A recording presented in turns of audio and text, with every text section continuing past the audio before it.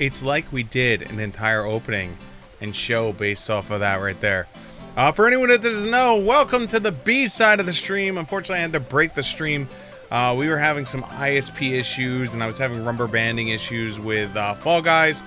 And since it's my birthday, I decided I didn't want to just end the stream and walk away. So we made the decision, or at least I made the decision, that what was going to happen was basically I was going to switch over to creating a character for Pathfinder to Pathfinder Society, because the simple fact is I don't want to go to bed.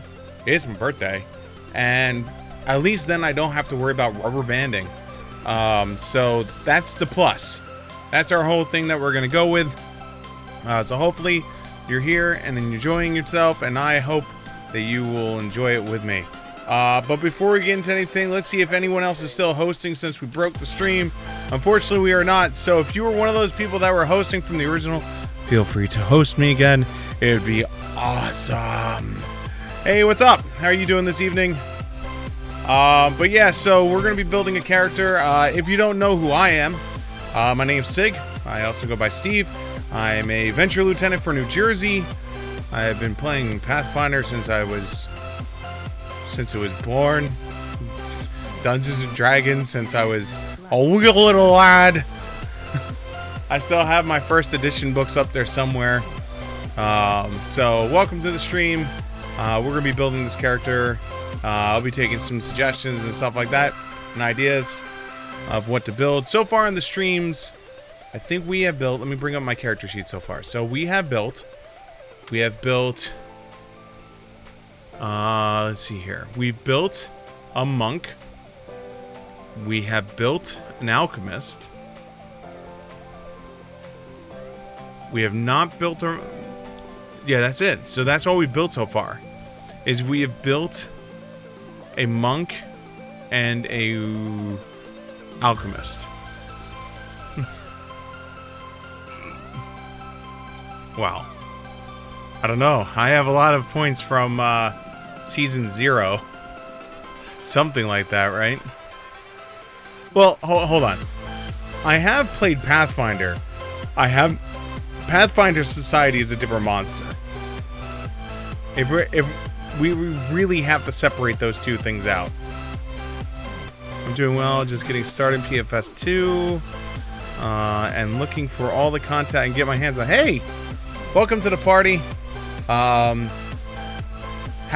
Do you know what Pathfinder Society is? If you don't know what Pathfinder Society is, I will do my lieutenant's job and push out Pathfinder Society as an amazing thing.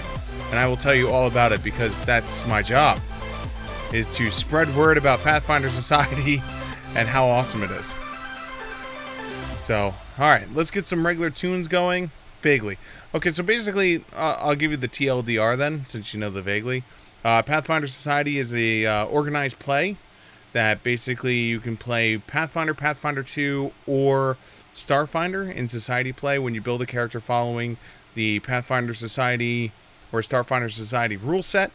Your character is legal at any Society table that you sit down at. So once the character is built following Society rules, it doesn't matter what table you play at, what con you play at. If it is a Society game, your character is legal. So that's the TLDR of it. And there are places like, for instance, if you can't seem to find games, you can always go to places like Warhorn, where they have games that are online, and you can literally sign up for any game. And most, if not all, of these games are free. And so that's what I said, is if you build the character in Pathfinder Society and you follow the Pathfinder Society rules, it's awesome. Yeah, so that's one of the things we're looking at, is doing a Fall of Plaguestone playthrough. Simdoc is a really good friend of mine. He was my drug dealer back in the day when we started playing Dungeons and Dragons. Let's see here. I need some music. Because if I don't have music, I'm going to lose my mind.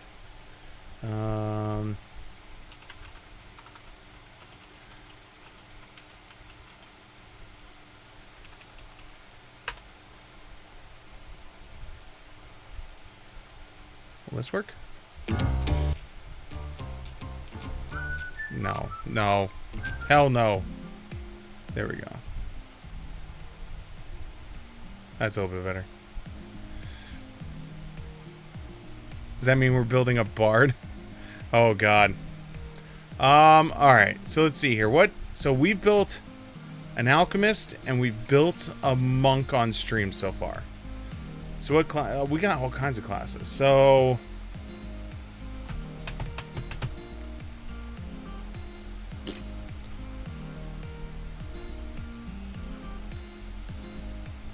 Beastmaster.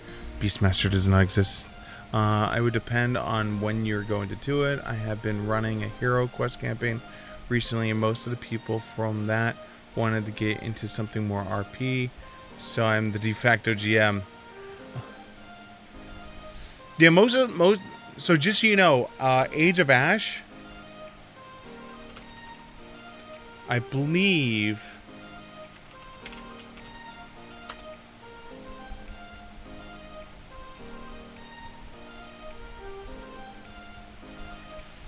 Sim, you can correct me if I'm wrong on this. Age of Ash, if I recall, is Pathfinder Society legal, right?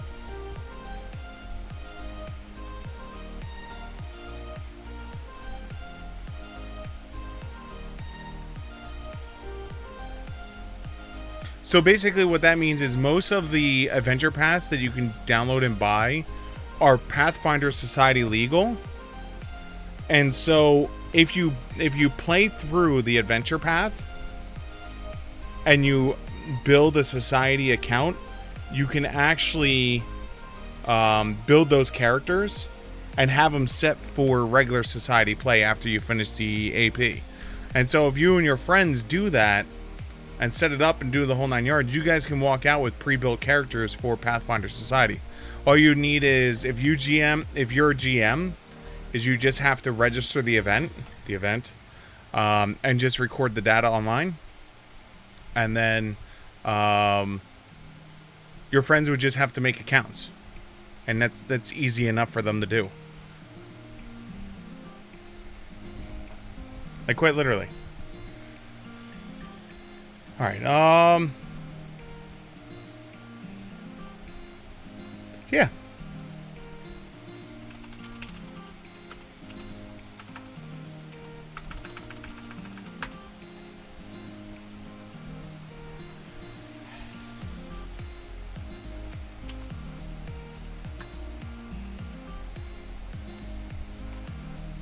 So what I linked you to was the organized play basics.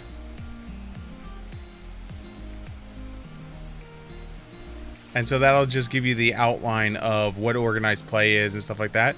And through that, you can go through multiple different links to get more information about what's going on, how it works, how you sign up. They even have tags for, like, if you're the GM, how to go about doing all that stuff. So, hey, thank you so much for the follow, man. It's really appreciated.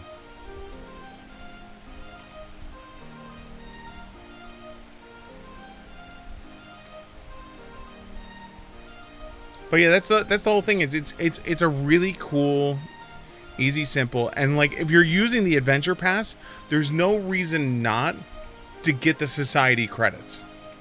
Like, there's zero reason not to get the society credits, you know?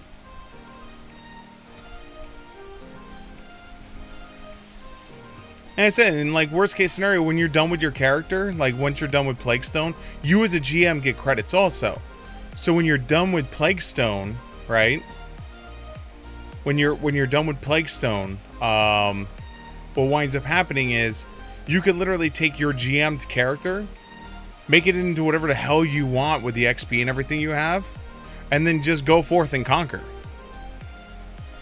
I've done that a few times. A few too many times. Correct. When you set up your event,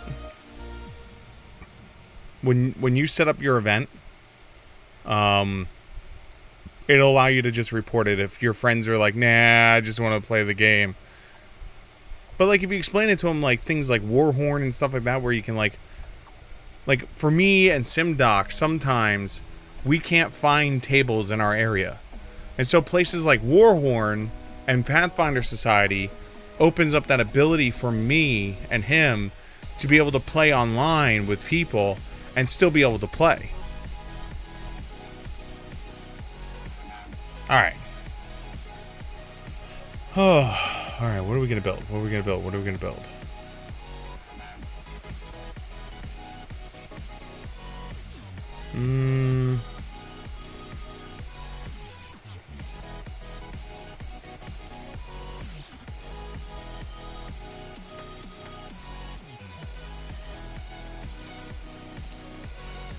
Trying to make a decision what to make.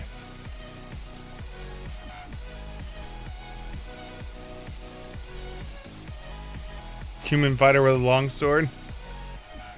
You know what the funny part is? I still haven't made a fighter yet. How funny is that shit? Is I still have not made a fighter yet. I've talked about making a fighter.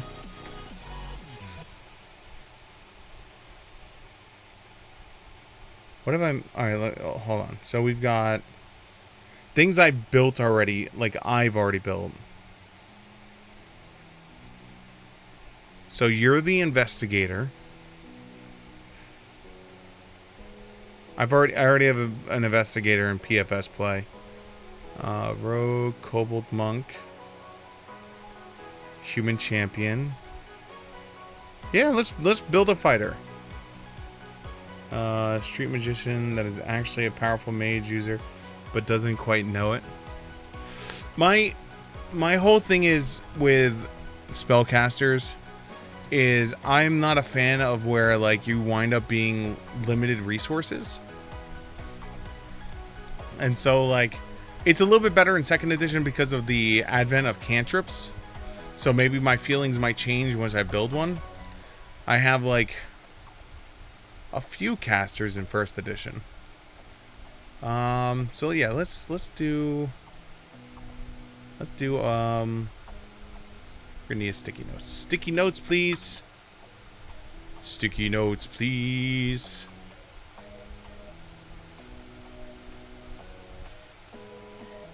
This is how you know shit's getting serious right now. When I pull out the sticky notes. Wait,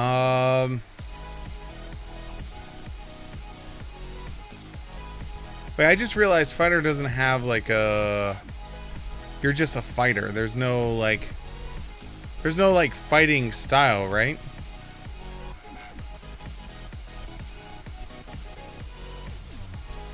Your fighting style is just based off of your stats, right?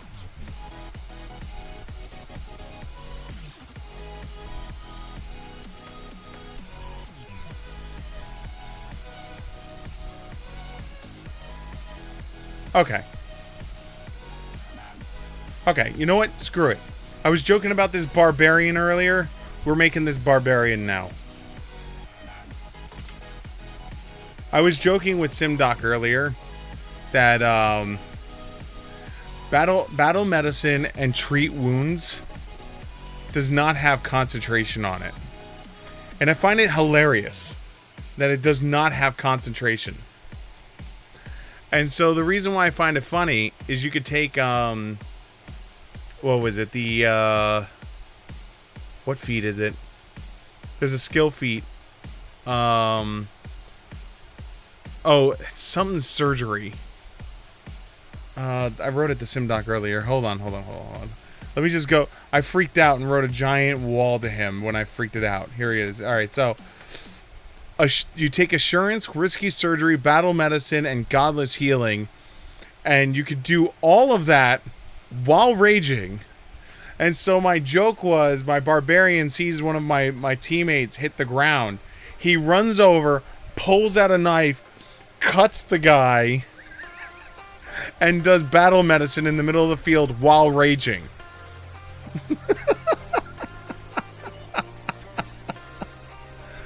Oh man, good times. Because again, battle medicine is treat wounds, and treat wounds has a flat DC. And so once you get 5, you're good. Alright, so we're going to do barbarian. Let's get our stats on the board. So 1, 2, 3, 1, 2, 3. So main stat is going to be strength, then con, then dex.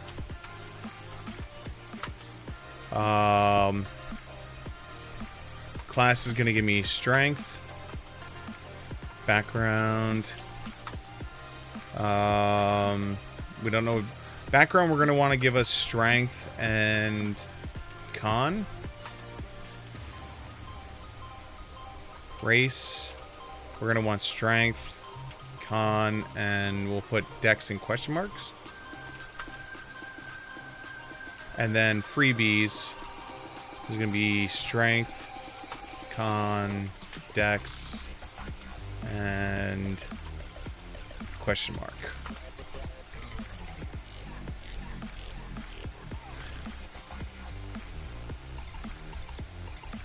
So there we go.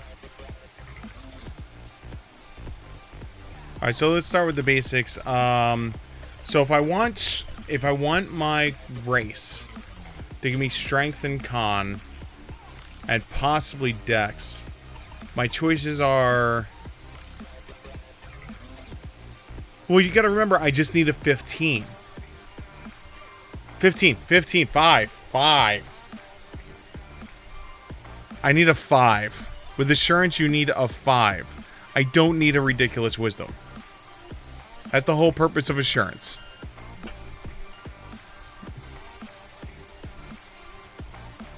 I feel like I could dump stat wisdom and still do it.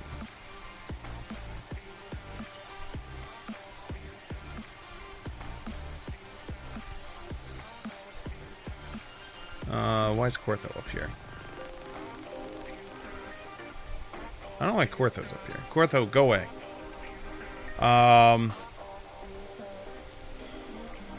Because I'm not expecting you could if you're going with assurance. Yeah, well, that's the whole thing is, like, I plan on going with assurance. So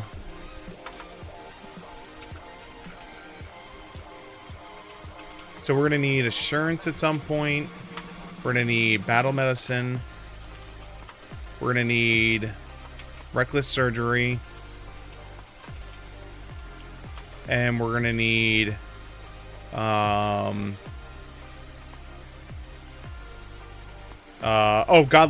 godless healing.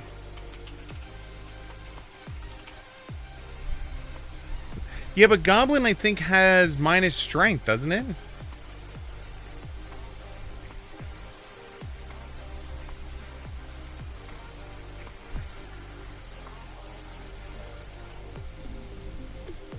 Oh, minus wisdom. I mean, I could do dwarf.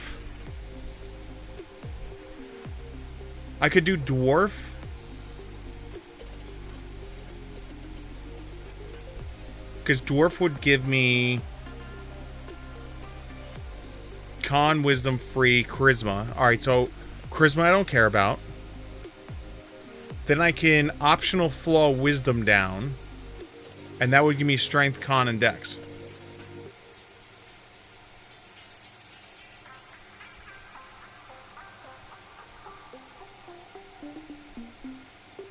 I could do the same points with human.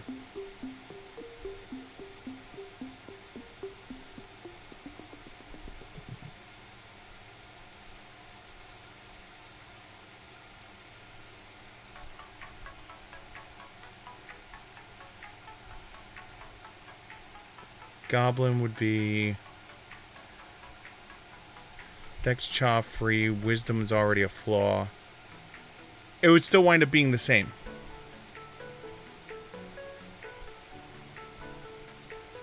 Because it would be then 8 and 8 at the end. Because if I did,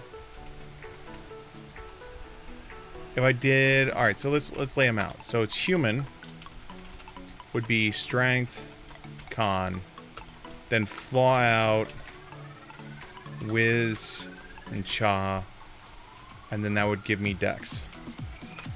Dwarf would be con, whiz, strength, flaw out, wisdom, wisdom. And then give dex. Goblin would be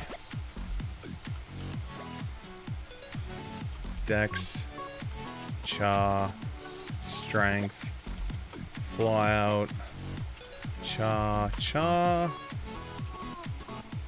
and gain con.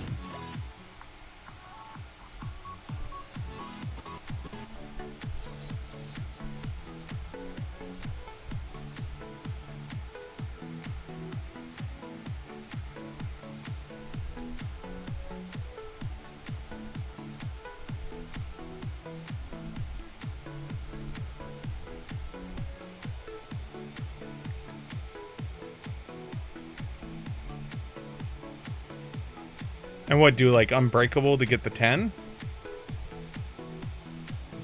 For hit points?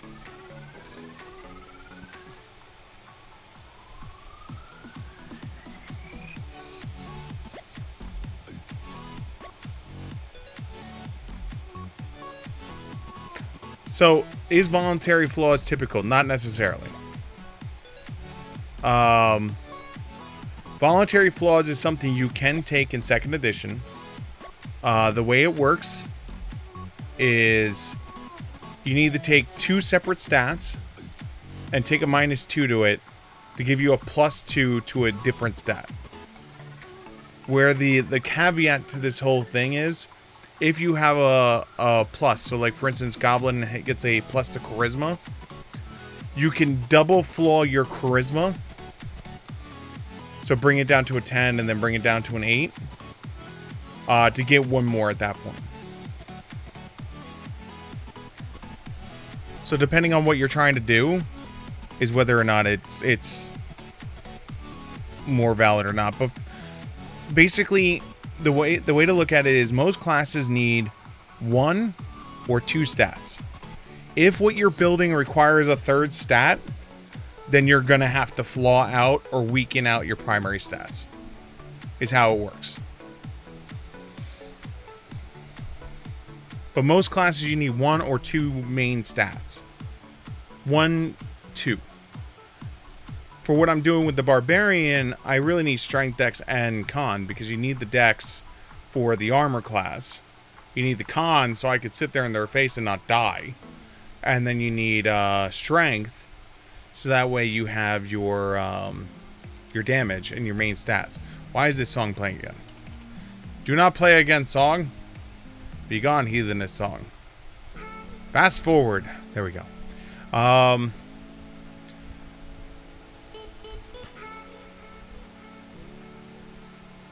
So dwarf got. Let's lay this out. So dwarf gives me dark vision.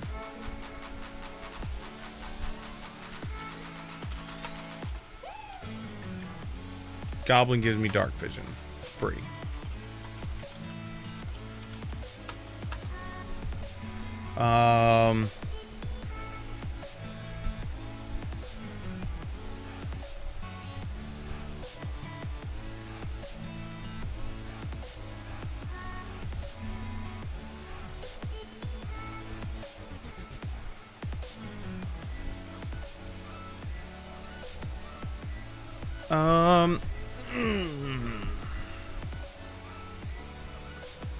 So stat-wise, we're looking at completely the same thing.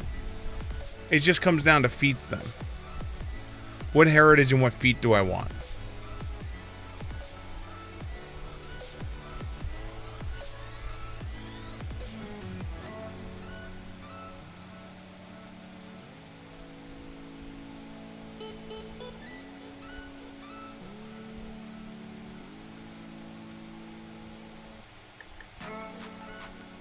Because even human would work, and I can get dark vision with human if I want to just go half orc.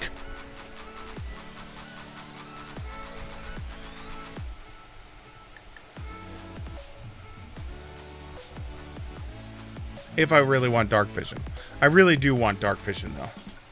If I can get dark vision, I want dark vision.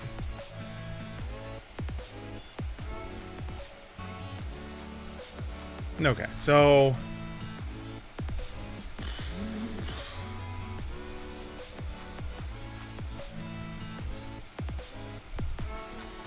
Anything not a gnome or an elf works. I don't think kobold works either.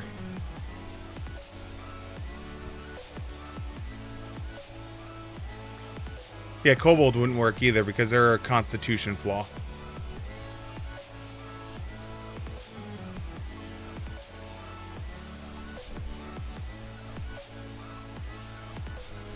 You'd never be able to make it up.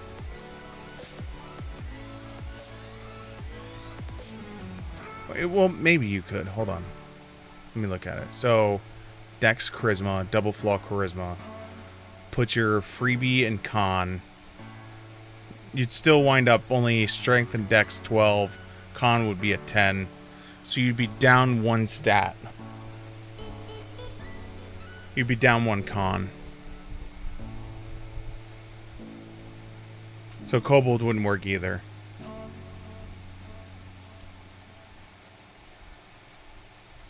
Elf, even if elf stats worked, I don't think I would do elf.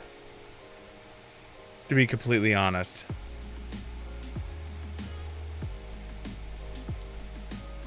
Alright, man. Thank you so much for stopping by. Thank you so much for the follow. Yeah, this will be up on the VODs when this stream is done. And then at the, if for some reason you miss it on YouTube, Siegfried42, it'll be up in my RPG creative folder. So you can always find it there.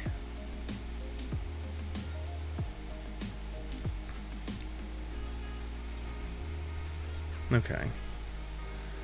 Yeah, gnome won't work because halfling will not work because halfling is minus strength also, right? Yeah, halfling wouldn't work.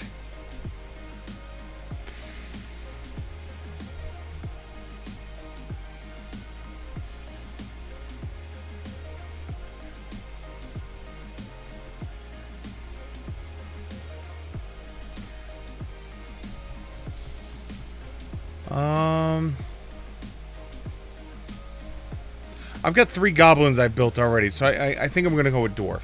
I have not built a dwarf yet.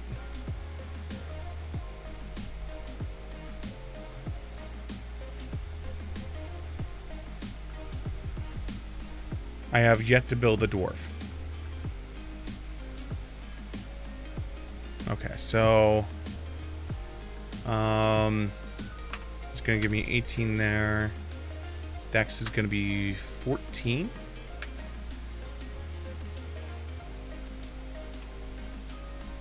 Con is going to be 16. Because I'm going to find a background that'll fit for that. This is going to be 8.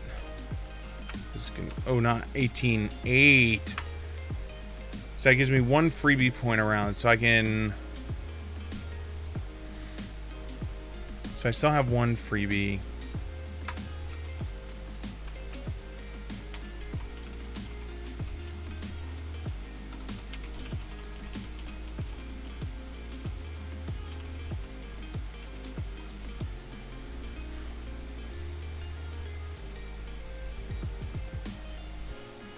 So we're now officially a dwarf.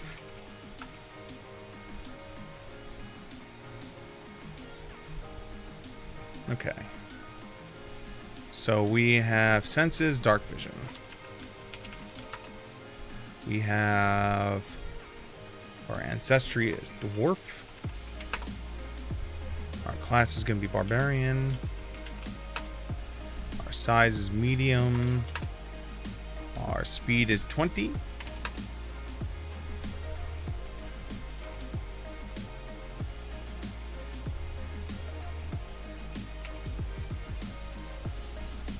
Alright, let's get a background.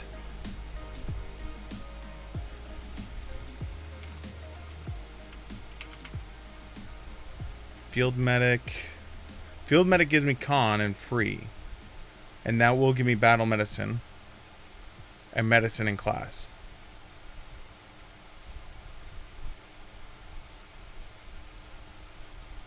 Okay, that's one option. That is the only one of those options. Pathfinder Society? There is only one background that gives you battle medicine.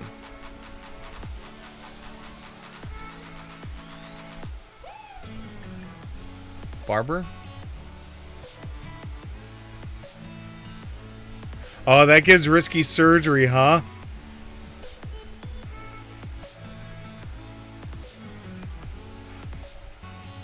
Problem is it gives dex and wisdom.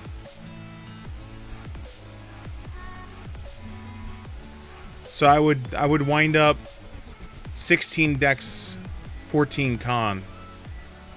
Unless I wanted to go 16, 14, 16.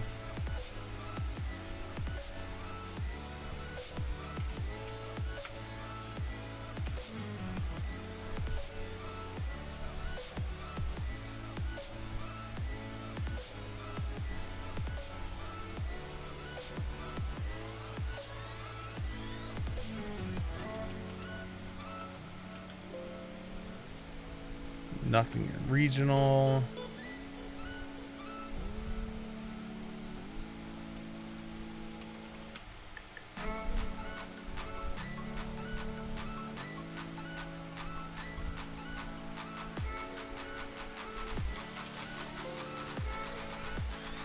Nothing in adventures of agents.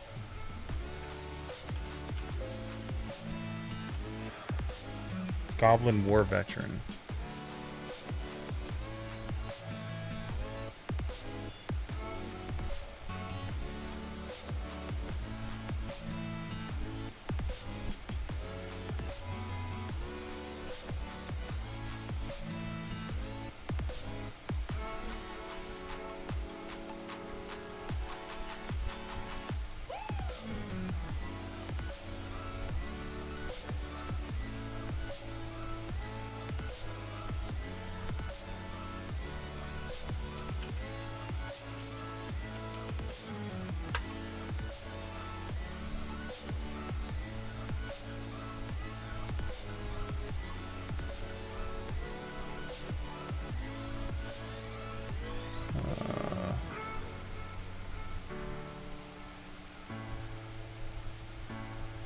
Wisdom, charisma,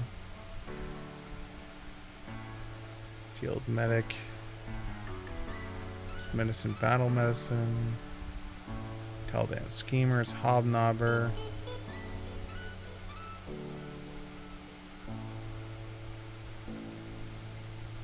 Yeah, if I want any of those feats, if I want any of these feats,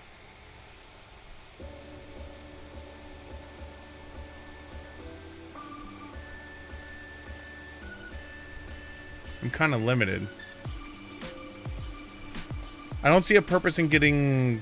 Wait, hold on. Assurance is under which school?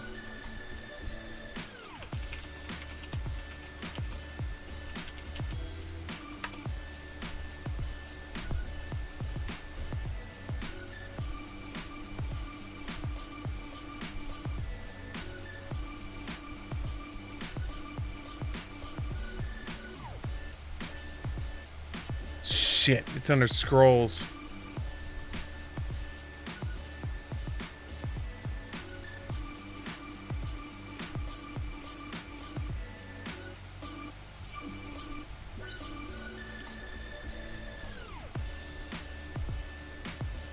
It's under spells and scrolls. Damn.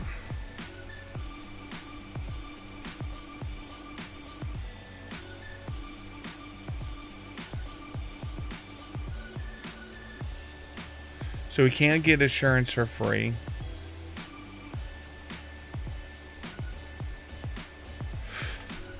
We can get battle med from field medic. Reckless surgery we can't get. Godless healing we can't get. I mean, unless it's in here and I'm just not seeing it.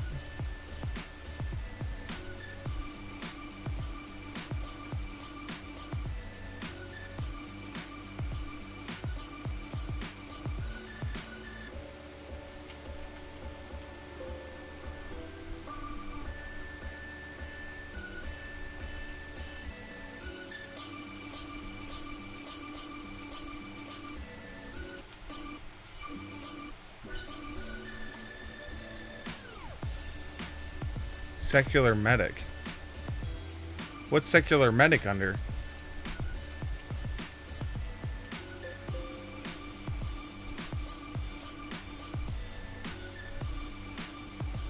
Or is that a archetype?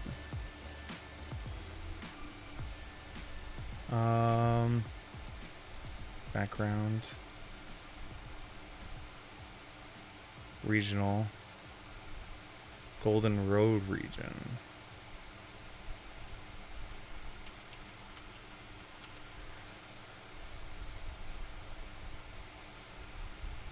Yeah, but they're wisdom dex again. And they give battle medicine.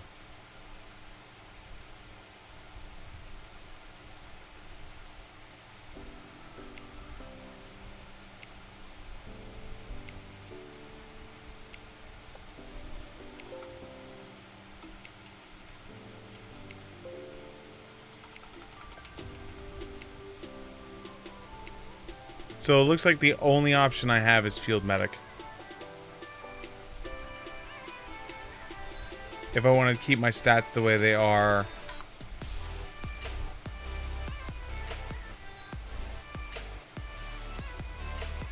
Alright. Field medic it is. Field medic. Alright, so with field medic we get medicine as a skill trained. We get warfare lore. Warfare lore. Trained. And we gain battle medicine skill feats.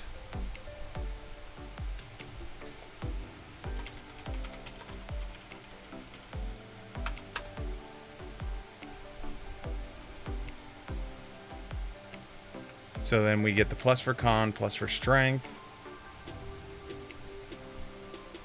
Okay.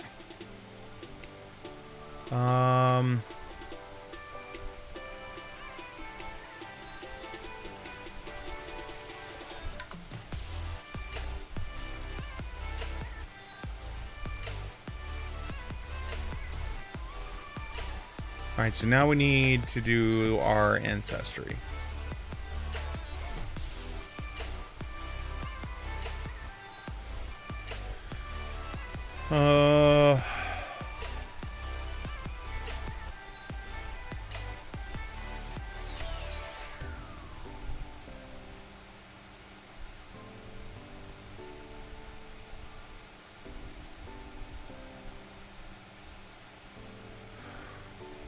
Oh, I forgot I can do this.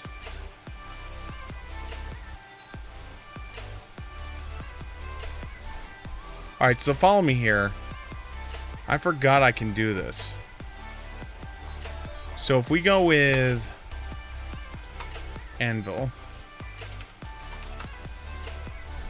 Anvil gives you crafting for free. Which means if we're doing crafting, we're going to have to boost in.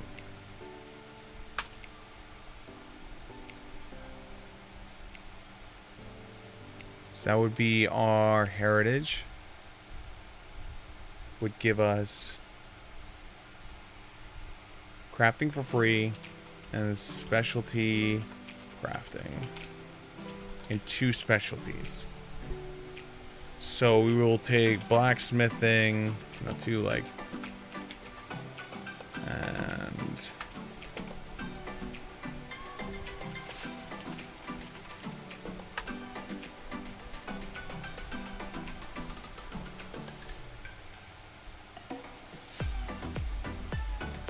it is, what is it? Specialty crafting.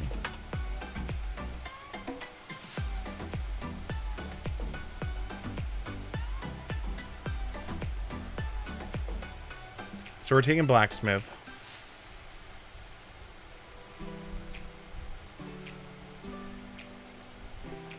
And I guess stone.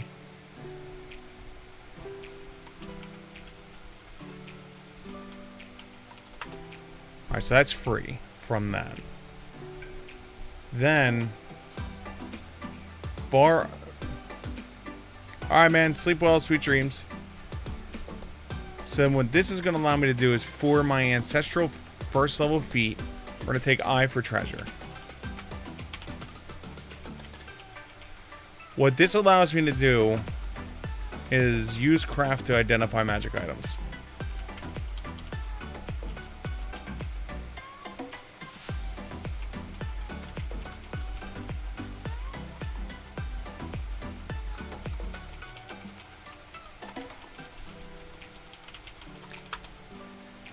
So now I have the crafting, which will allow me to get my day job checks a little bit easier.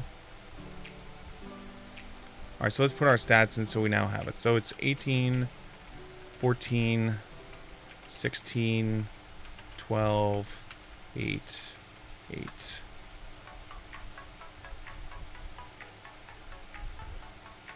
So we'll be rolling +5 to identify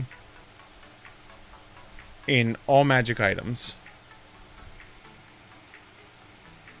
which works out well. And if I can get the workers tools, I'll have the +5 for that also. So that's not bad.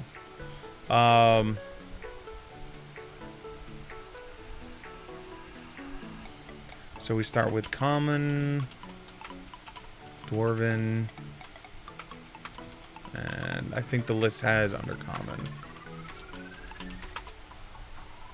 Did I spell dwarven wrong? Of course I spelled dwarven wrong.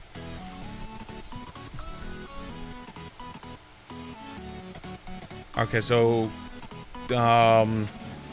dwarf is 10 hit points, barbarian is 12, so 22 plus 3 for con is 25 hit points.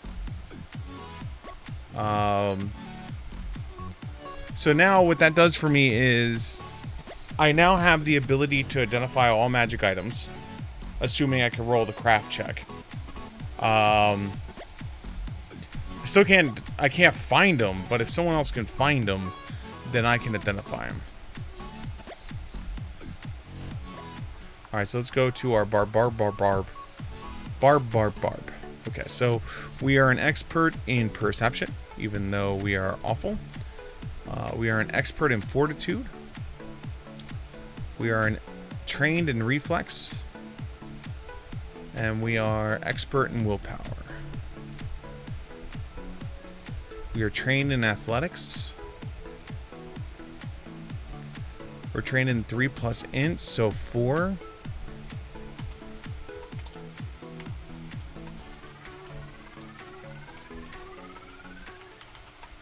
I do this so I don't forget it. We are trained in simple, martial, and unarmed.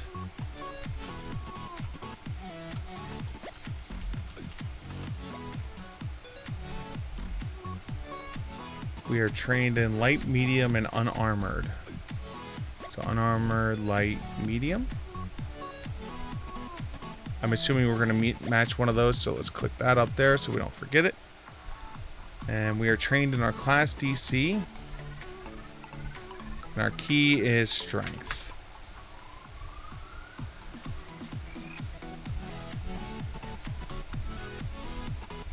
Okay. So now we have to get our instinct that we're going to do.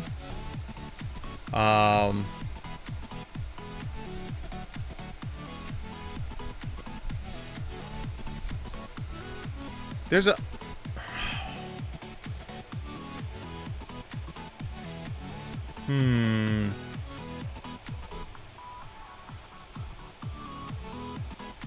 Now that I'm thinking about it.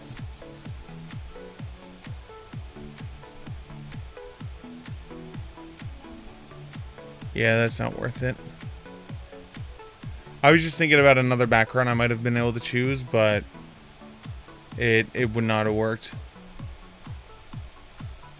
Because the big key is I'm trying to cut down on these feats.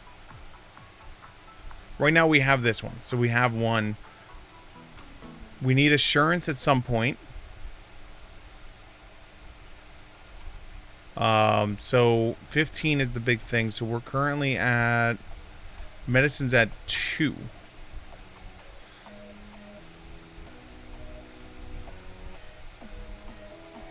Yeah, because it's 2 plus 3, so 2. So in second level will be at 3. Third level will be at 4.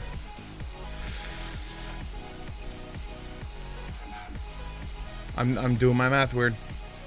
We need this to be a 5. So at 5th level, 5, 6, 7. So 4th level. At 4th level, we'll have our 5 here. So at that point, I need assurance. So Godless Healing will have to go here. So 2nd level will be Godless Healing. So our 1st level, our background is giving us Battle Med for free.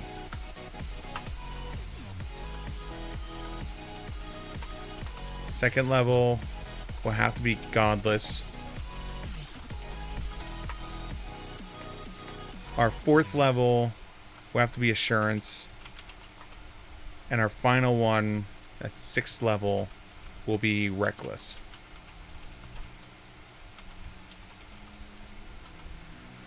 So this builds into my idea, my plan of basically this big raging barbarian that when his teammate goes down, walks over and basically cuts him and then starts fixing him.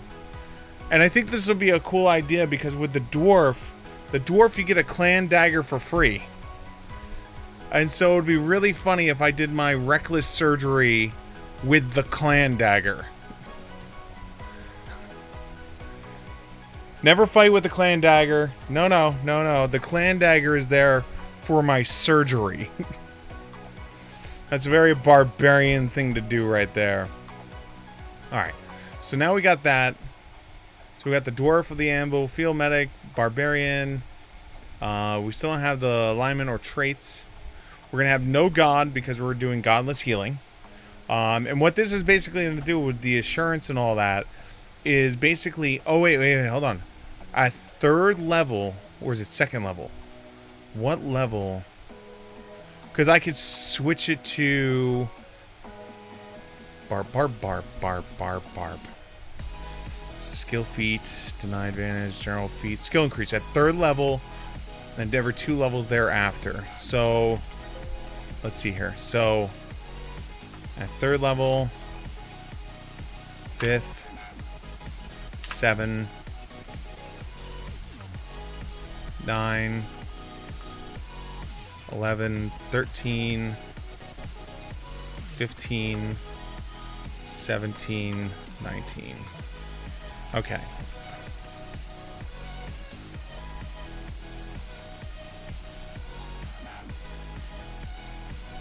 At 7th level, we can go to Master. Oh, at 7th level, you can go Master. At 15th level, we can go Legend. Okay, so the DCs for Treat Wound, because this is important, because then we can at least figure out when we're willing to upgrade our... Because we're using Assurance. So it's 15, 20, 30, 40. Now we might as well subtract out what's needed. So it's -8, so this is 32. This is -6, so this is 24. This is -4, so this is 16. And this is -2, so 13. And then with Assurance, we can subtract 10 from all of these.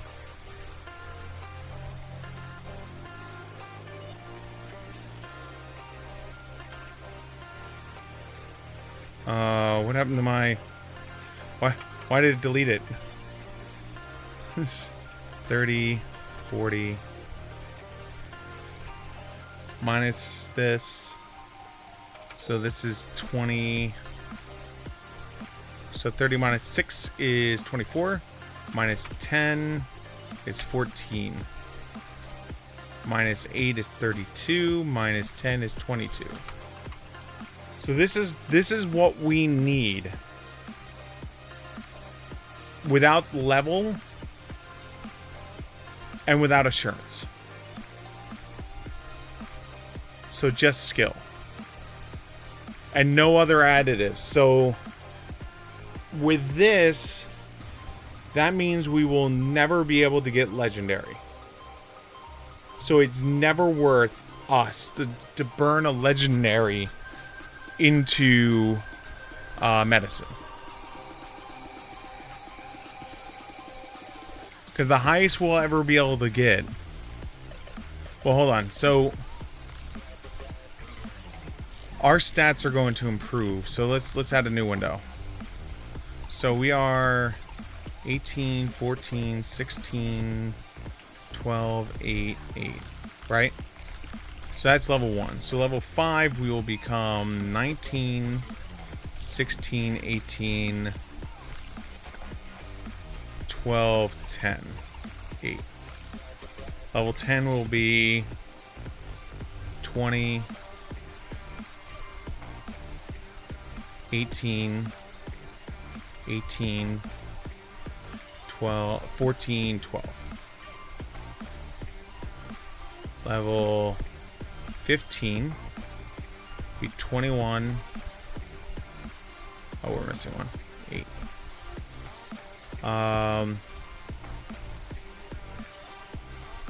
21, 19,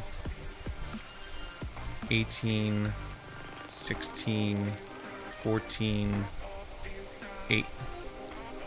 And then a 20 will be 22, 20, 18, 18, 16, 8. So that will give our wisdom a +3 at this level. So that's 19 points. So at level 20, we can finally go and get medicine. So our medicine we are going to make legendary at 19. There's no reason for me to touch it beforehand because we're not going to be able to make it. But at level 20, when we get that last skill up and we are able to get the 3, then it would be our stat plus our proficiency, which would our level. So that would be 19. Let me make sure I'm reading assurance right. Thankfully I type really fast. 10 plus your proficiency bonus. Do not apply any other bonuses, penalties, or modifiers.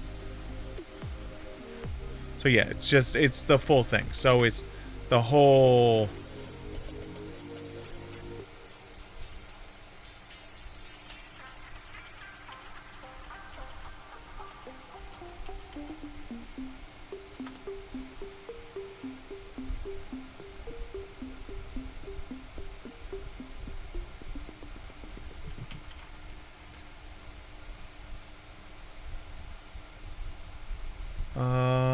I don't know if it adds a stat.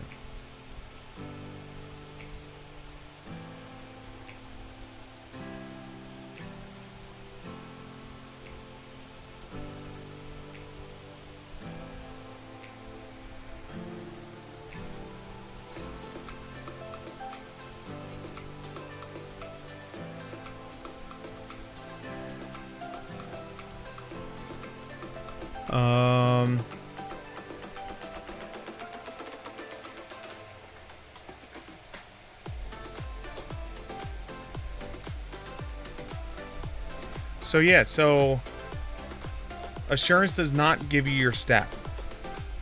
So there's no reason for me ever to raise wisdom except for to get stats. Okay, so now we switch this back then. So we will never be able to hit legendary. We will never be able to hit that. But we can hit this. So this would be... We need to hit a 14. And we could do that at 15. So we can't do it earlier, but we can do it there. So master would become, medicine will become master. And expert needs 3. So at 3rd level, we can do medicine here.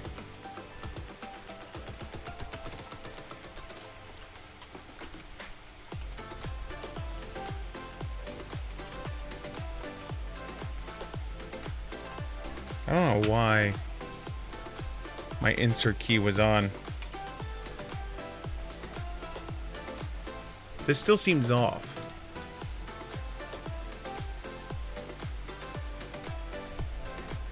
So this needs 6. So actually,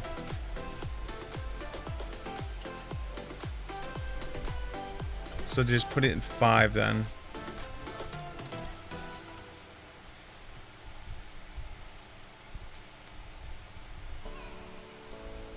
Because expert needs a D20. So it's minus 10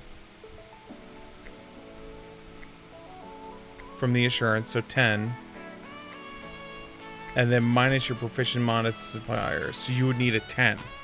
So actually, expert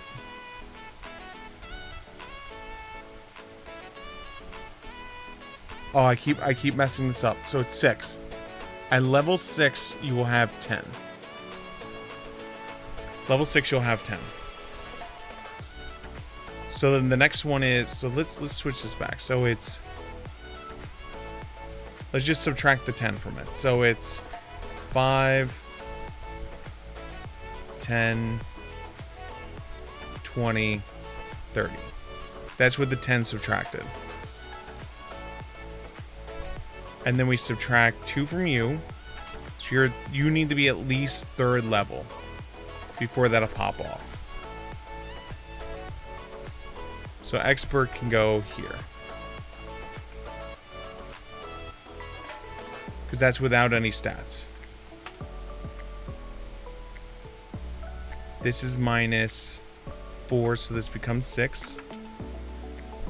So you would be medicine master.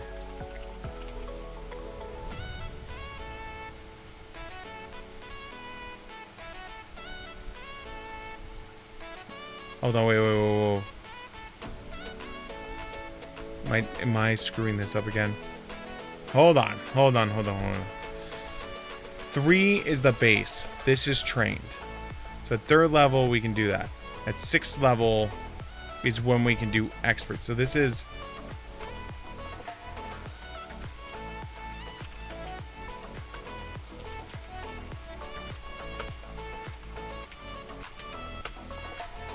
This is where I'm screwing myself up.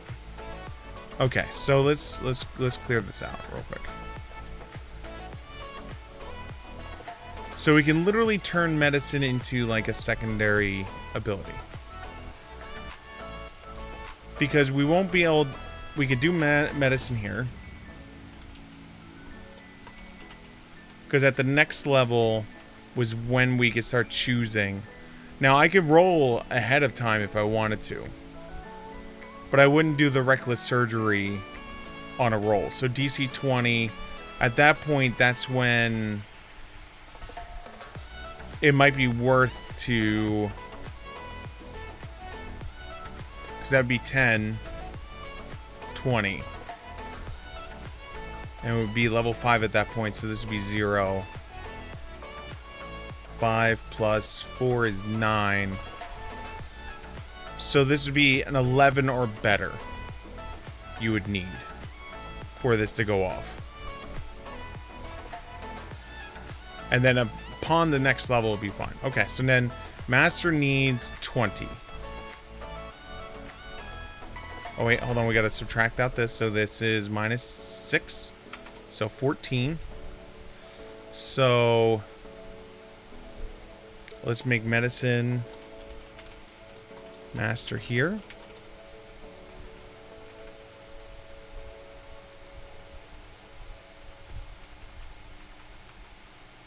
So then at the next level, we would have it that we could just grab it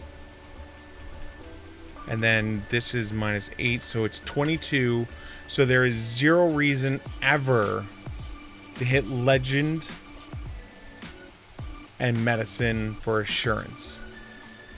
The only reason why it would make sense is if we were to do the wisdom up the way we did it, because this would give us 3 wisdom.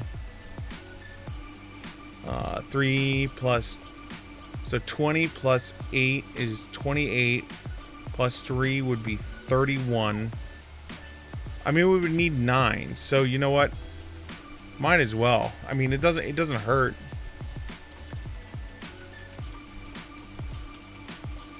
I mean, we're billing ourselves as this grand, like, battle master medicine guy. All right, so we need. So that's that. So we now have this figured out. So we don't need this anymore. So this is when our medicine is going to go expert. This is when it's going to go master. This is when it's going to go legendary. Rest of these skills we can figure out later.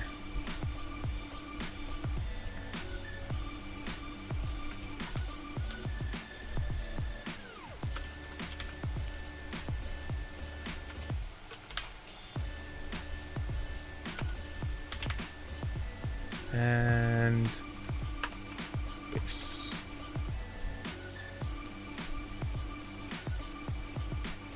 We don't need this anymore. We already spent the freebie.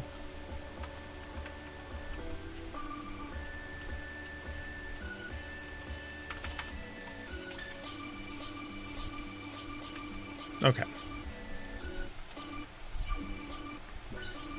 So that is now handled. And so Godless Healing. Is there any other feat from medicine that I'm going to want?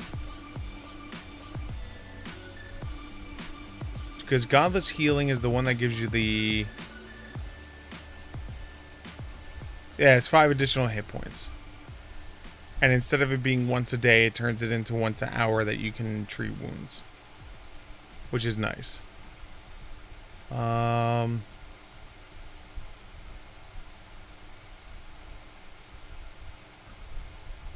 mean, we can always do, like, Legendary Medic.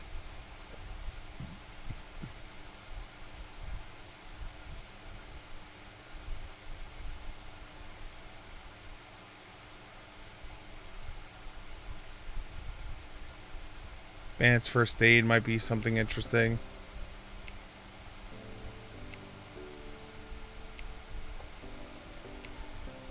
Use your medicine training to... Alright, the sickness of...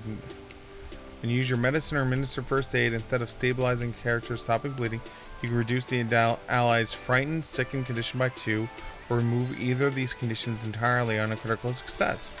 You can remove only one condition at a time. The DC for this medicine check is usually the DC of the effect that caused the condition. So that would be a roll. Ward Medic is something we're definitely going to need. So Ward Medic would be at, because we want to be able to, like, take care of, like, everyone. So that would be at 8 then.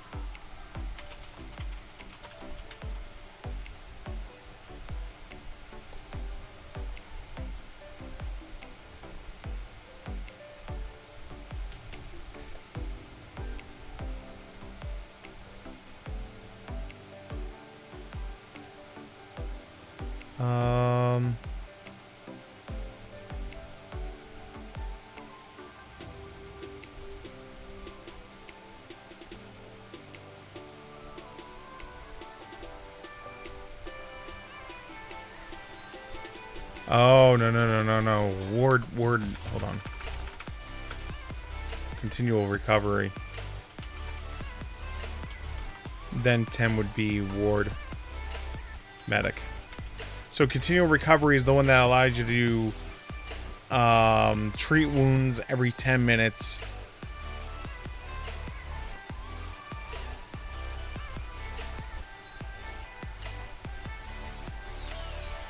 So continual recovery allows me to do it every 10 minutes. I can treat wounds.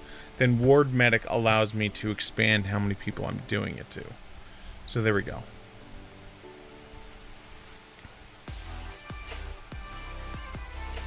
Now what's funny is Godless Healing is going to eat up the damage from Reckless Surgery just so I can get critical successes on every single time I cut people. I cut you. Alright, so we have that figured out. So now we need what type of barb we're going to be.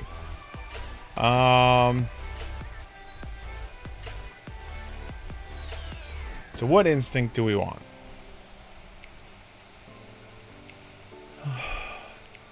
I was really eyeing up Giant Instinct. So let's do Giant.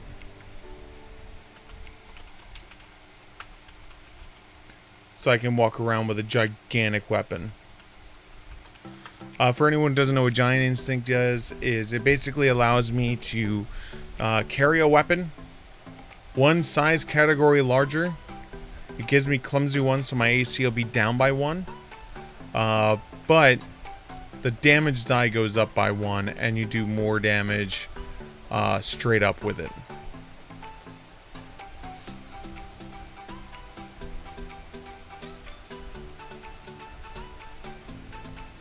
Alright, so that's that. That's that. Okay. So we have 4 skills. It looks like. Because background didn't give us anything free. Our...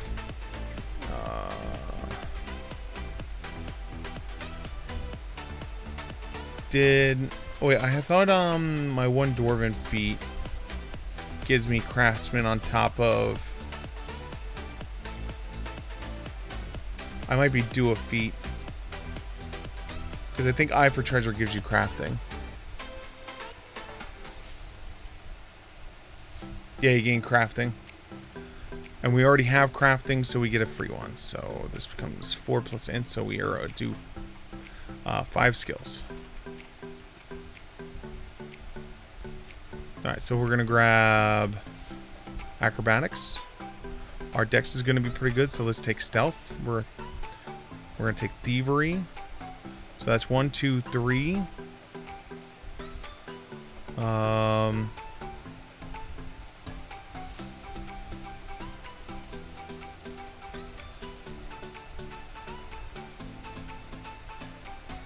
We're not going to need any of the identifies for magic. Let's take Society. Actually, let's take Survival. And let's take Intimidation. Because that makes more sense for the character anyway. Even though, like, stat-wise, getting Society probably makes more sense. I'm gonna go with the Intimidation, even though I'm probably never gonna use it. It just makes sense for the character. And the same thing with Survival. Okay, so we now have our 5 skills. So we can now kill this. Okay.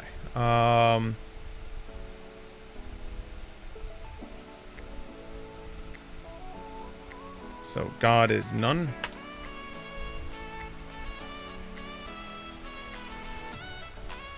So now we need our features. So feature 1 is Rage. Second feature is Instinct.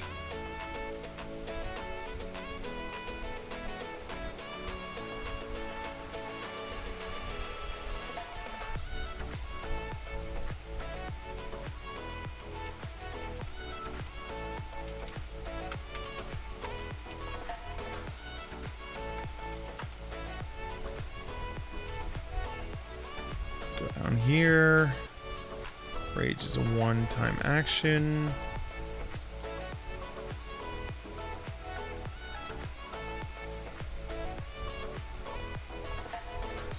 I would like to Rage.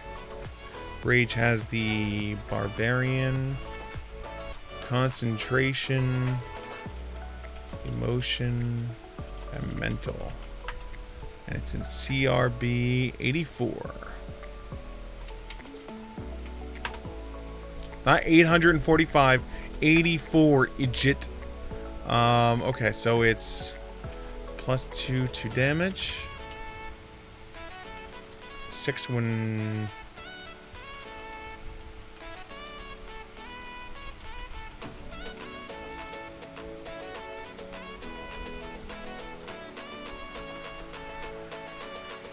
-1 to AC. And then use concentrate trait unless it has raised trait. Can still do seek action.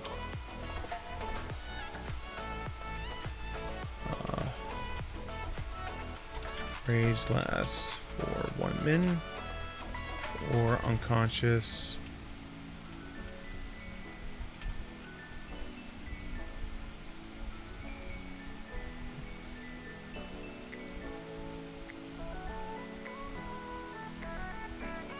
So 1 min, unconscious, or voluntary. Cannot start. New rage for 1 min after. Oops. So there we go.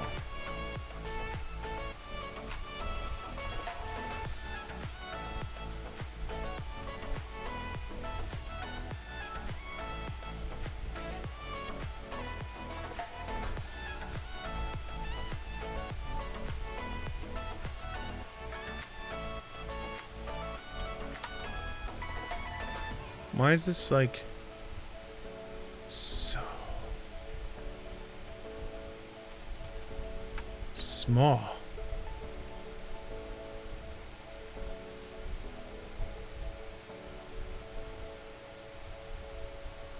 I guess I typed too much stuff, but it should be fine. I hope. Oh, there we go. Whew. Whew. It returned. All right. Why is this song playing again? Stop playing this song. Fast forward. There we go. So there's rage. All right, so we need a barbarian feat, which there really is only one really good first level barbarian feat, which is sudden charge.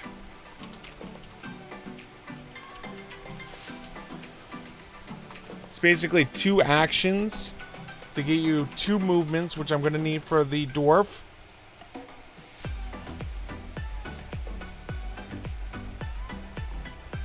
There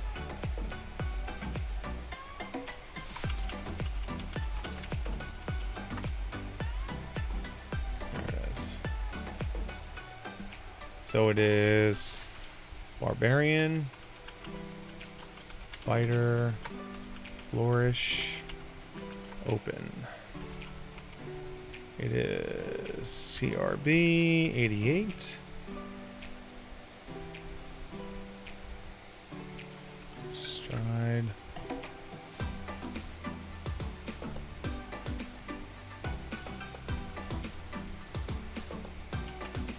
Stride twice to target and swing. Can be used while burrowing, climbing, flying, or swimming. Okay, so there we go. So that I like that because like basically it becomes first action is rage, second action is sudden charge that gets you into their faces. It lets them know that you're there to be boss. Okay, so we have that's done. This is done. We have our background feat is done. We have our ancestral feats are done. We have our heritage feat, which gives us blacksmithing and stonemasonry, specialty crafting. So anytime we're dealing with that, we get a +1.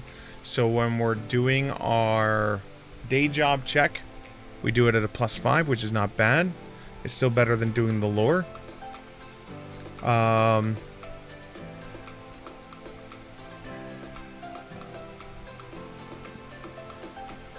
Now, what's funny is I might... I can't believe it. I'm contemplating it.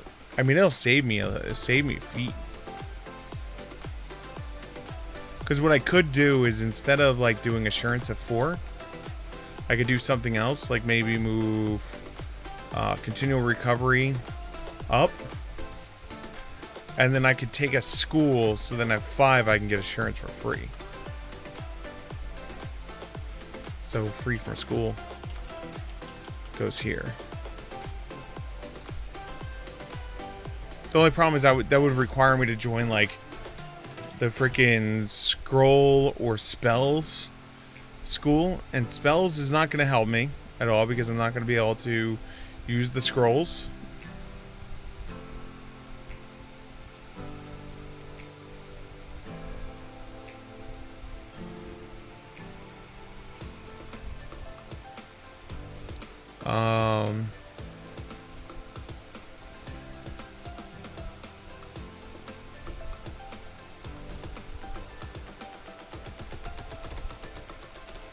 I mean, my other choice is I could take Forager from Swords, and Forager would go with my survival, so that way, if I ever have to sustain on the land, I could just always do it no matter how bad the roll is.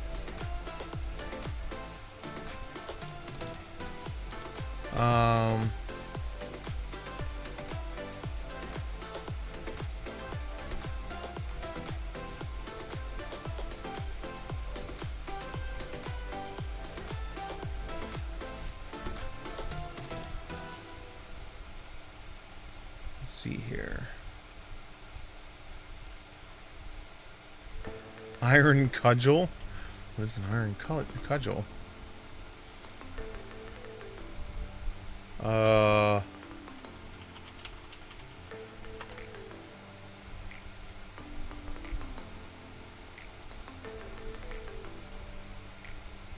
This miniature iron cudgel is typically affixed to a weapon by an iron chain. When you activate the cudgel, you can use Brutal Finish as a fighter feat. You must meet the normal requirements, including those of the press trait. If you have the Brutal Finish feat, add 2 additional weapon damage dice to successful... Wait, what? Brutal Finish. Your final blow can make an impact even if it rebounds off a foe's defenses. Make a strike with the required weapon. After the strike, your turn ends. The strike deals 1 extra weapon damage die, or 2 extra weapon damage die if you're at least 18th level. The strike also gains the failure effect of you deal damage equal to 1 weapon damage die of the required. So swords. That's in scrolls.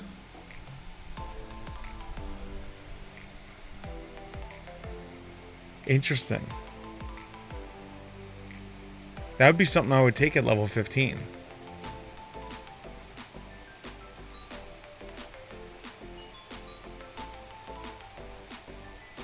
Oh yeah. Okay, so let's go back to this. So we're gonna take assurance here for free from the school. We're gonna move continual recovery up.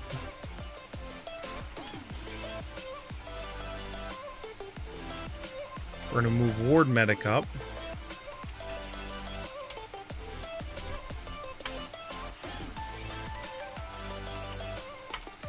And at level 10, we finally have our first feat that is not dealing with medicine. Yes! I did it. Okay, so now we go to here for our notes. So we are going to be scrolls, school, trained. 3. Our free... You get a free lore, so it's accounting, library, or scribing lore.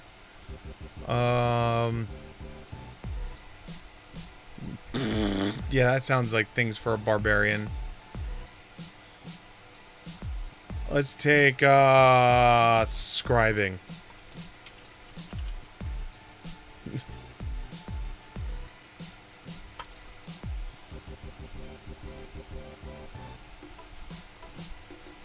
You know what the storyline I could picture this being?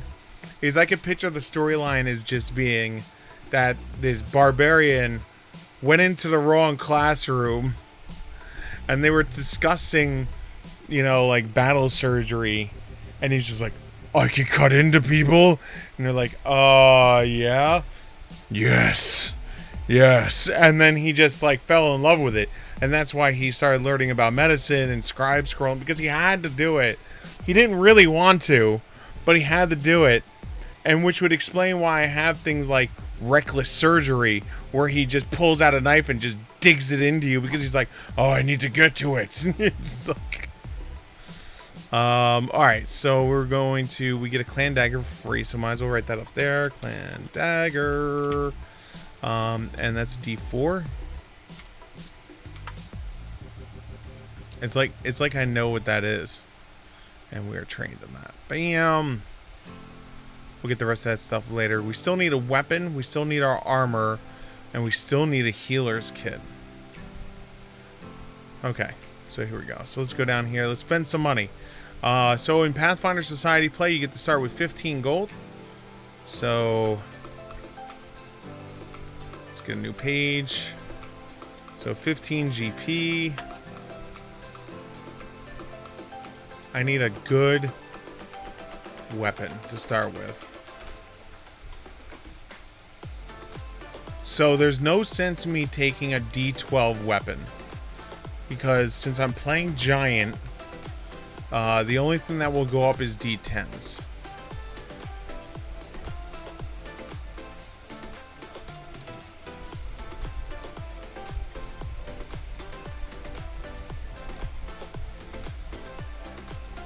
D12 is just wasted.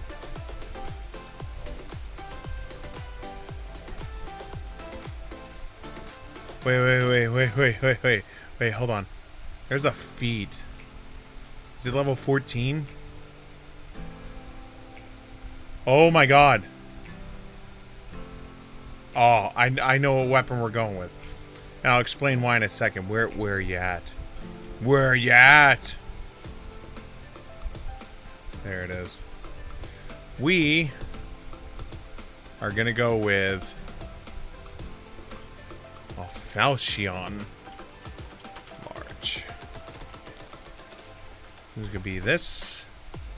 This is now a D12.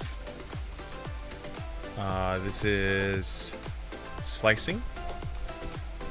Other is +2, +6 when raging. This is only +2 because it's a regular size weapon. Traits are forceful and sweep. Now, the reason why this is funny is at level 14, there is a feat called Whirlwind Strike. It takes 3 actions, and you get to attack every adversary that is within reach.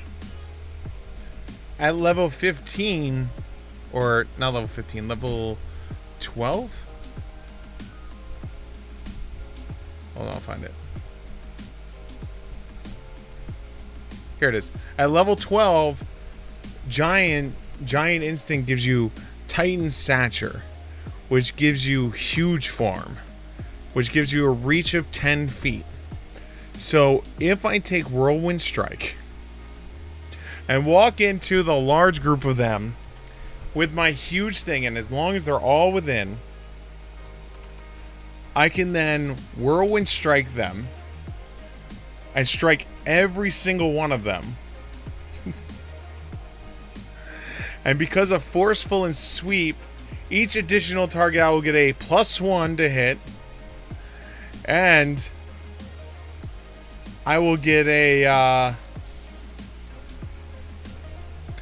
bonus to my second attack's damage die, equal to the number of weapon damage dice. And then each subsequent attack gets a circumstance bonus equal to double the number of weapon damage dice. And so it literally just becomes, I become the Ginsu Blade. And then if I wind up going into the Cleave Tree, becomes a reaction. So if I happen to knock one of the enemies down in my whirlwind strike, I then get to then hit that person with cleave. Oh my god. It just hit another person with cleave. I don't know if it'll be worth to get greater cleave.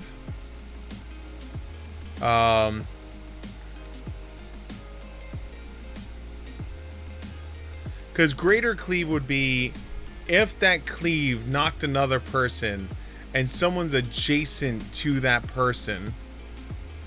Yeah. Carries when you cleave. If your strike also kills or knocks the target unconscious, you can continue to make melee strikes until that strike that does not kill or knock a creature unconscious, or until there are no more creatures adjacent to the most recent creature attacked with cleave. So I don't think greater cleave is worth. But doing whirlwind with cleave might be worthwhile, just for the simple fact of I'm going to be hitting multiple targets, and all I need to do is drop one, and I can claim the cleave target. But the question is, does the cleave target need to be next to the person who drops? Your melee strike kills a creature or knocks it unconscious, and another foe is adjacent to that creature. So yeah, so you need it to be adjacent. So I doubt we'll ever have a time that there's 3 creatures rolling abreast that I can like knock them out like in succession. But to have that second cleave might, like, to have the cleave so you can whirlwind and then cleave. Why is this song playing again? Here we go. Begone, heathenist song. But the whole thing is, because of sweep, each additional target I hit, I get a +1 added to the hit. And so, like... But the problem is... Hold on, wait. Multiple... Does multiple strikes affect the whirlwind? Because if that happens, then cleave might not be worth it. Because if it only counts as 1 strike...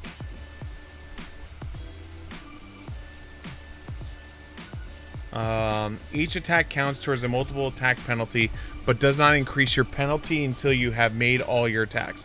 So yeah, so cleave at that point is not worthwhile. So, because if I'm doing the whirlwind strike, and let's say if I attack 5 people in the process, then at the end of it, even if I use the reaction to try and tap someone, it would still be like you're golf swinging and hoping. I mean, don't get me wrong, with sweep, I'd have a huge plus. Because it's, when you attack with this weapon, you gain a +1 circumstance bonus to your attack roll if you already attempted to attack a different target this turn using this weapon. So yeah, so it would just give me a flat +1. So like, I don't think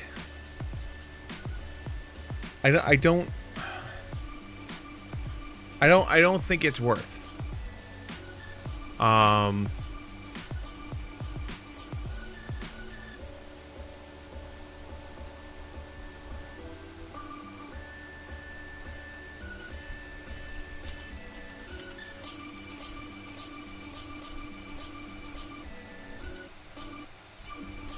Just trying to see my other options.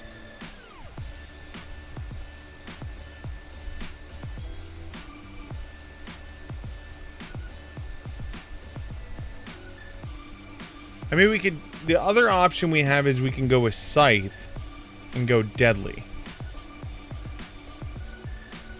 Because then at that point...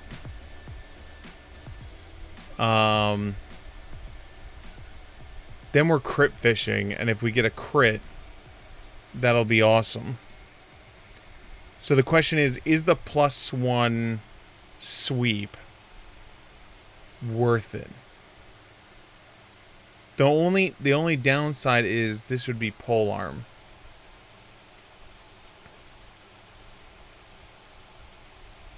And polearm sucks.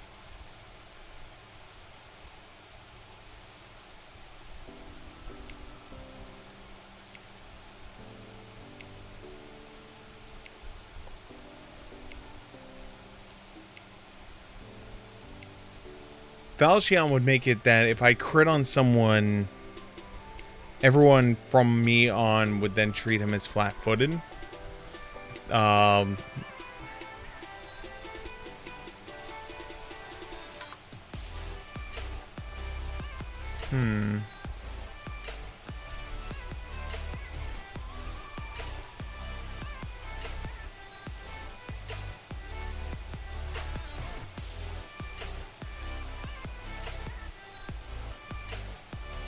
My brain is telling me to take deadly.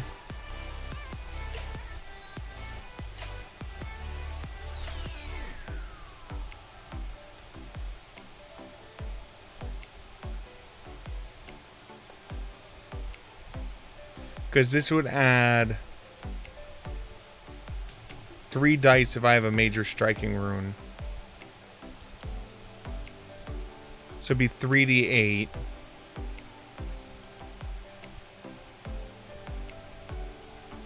But then again, forceful, if we're going for whirlwind, forceful will make up most of that.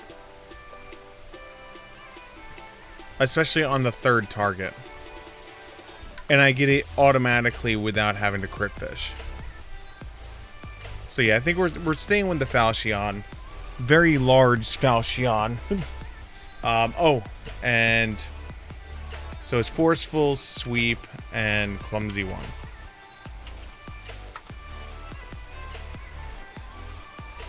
Alright, so we need to buy us a Falchion.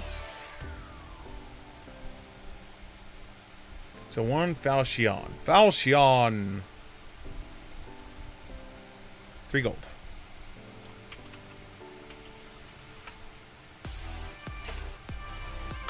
Alright, so that gives us 12 left. Hey, look, it's a sheet I'm never going to use on this character. Falchion. The bulk on this is 2. Oh, wait, hold on. I gotta look up the rules for weapon sizing.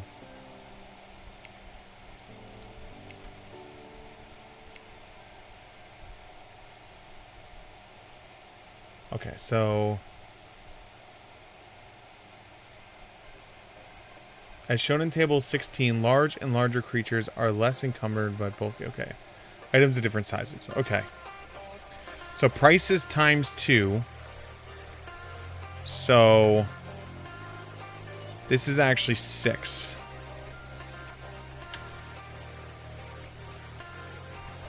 Bulk is times 2, so this is 4.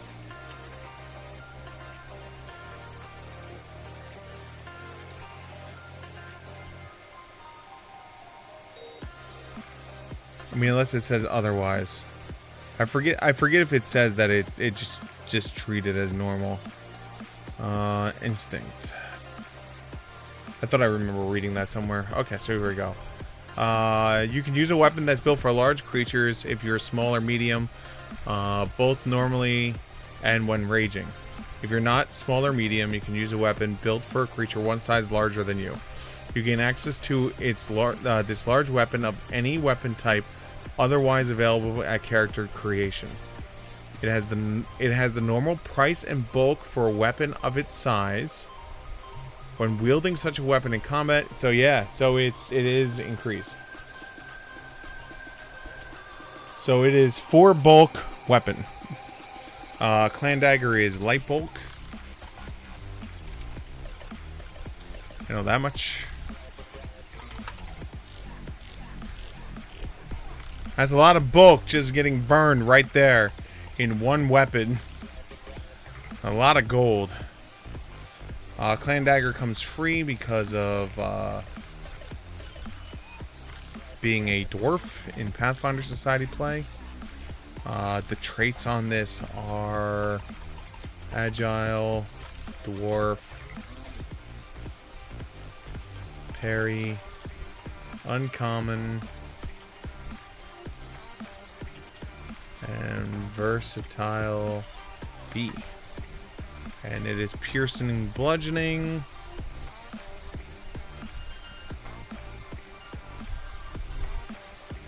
I should get a large clan dagger. Just a real big clan dagger. I mean, I could craft it. Hold on, wait. I have crafting. I can make my own large clan dagger. Just a large clan dagger, just walking around with it. Does a D6 plus 6 plus 4. So D6 plus 10. I'd be smashing people with this dagger. Just beating people with it. Okay, alright,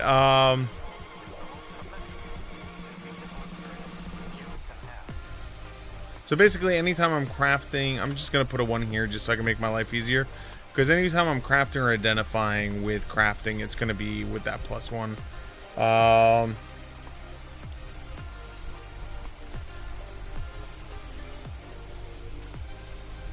Because I get the +1 from the specialty crafting, and I get the +1 for identifying with the Eye of the Treasure. So the only time I have to remember to take this one off if it's not blacksmithing or stonemasonry.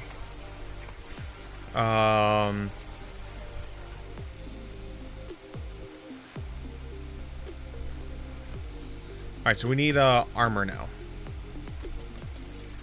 We need an armor, and we have how much gold gone so far? 6 of our 15 gold. So let's get some armor. So let's get equipment, armor. Our dex is +2. Yep. And we can wear medium. I would love to use breastplate, but that would eat the last of our gold. So I think we're just gonna go with hide for now, just to save the money, and then we'll eventually get breastplate.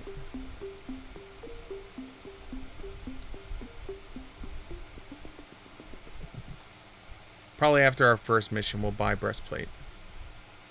So hide. That's 2 GP.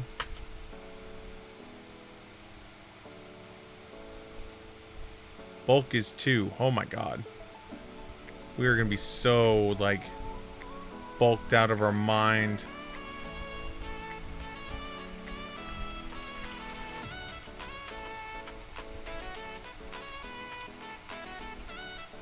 So this is 2 bulk. So we're already at 6 bulk. Holy shit.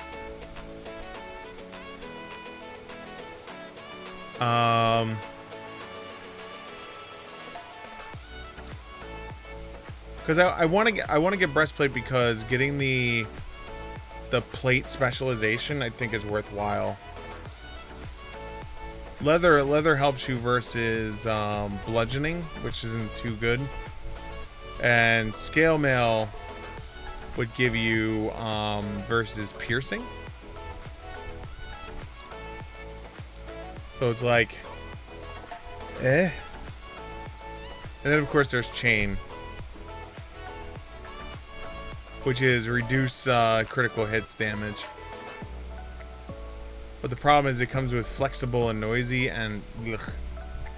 Ugh.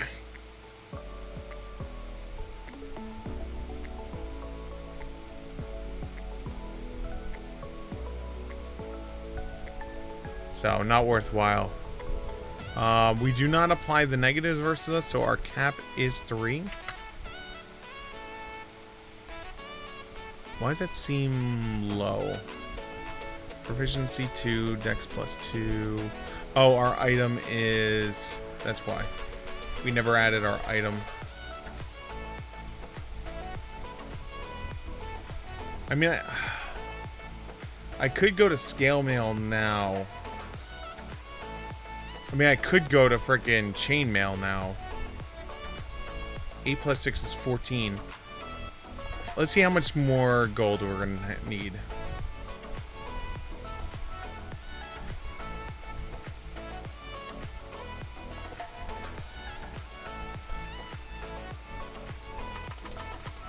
So, breastplate is 8.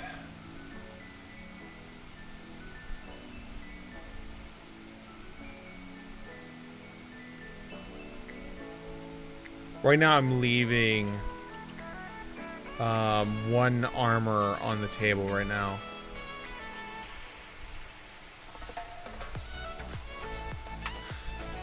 Alright, so if I can afford breastplate, I want breastplate. But that's gonna leave me like really close to negative, like empty.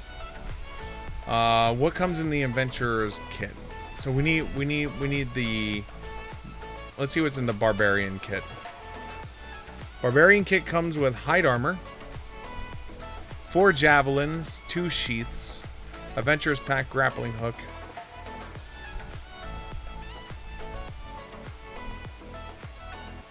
So, not really worth it. Not a fan of the 4 javelins.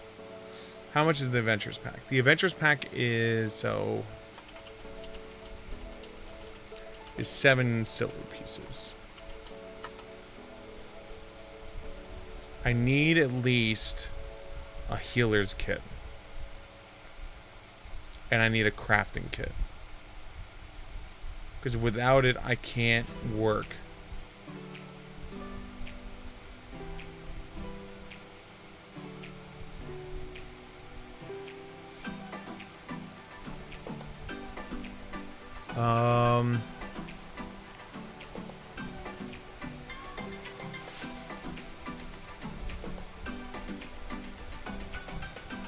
So basic crafter's book is 1 silver piece.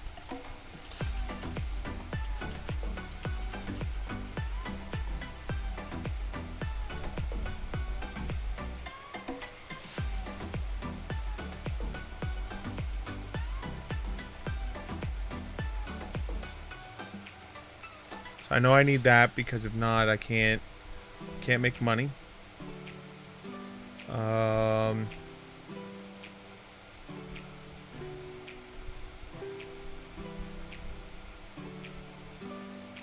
We already have the adventurer's pack. I don't need a light source.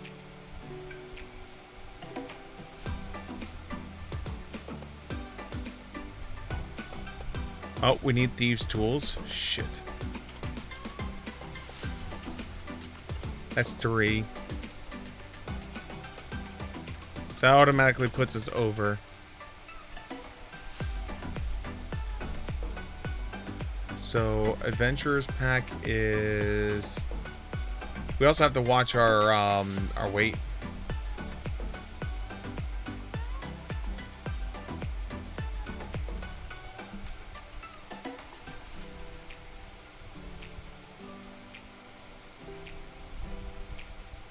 So this is 1 bulk.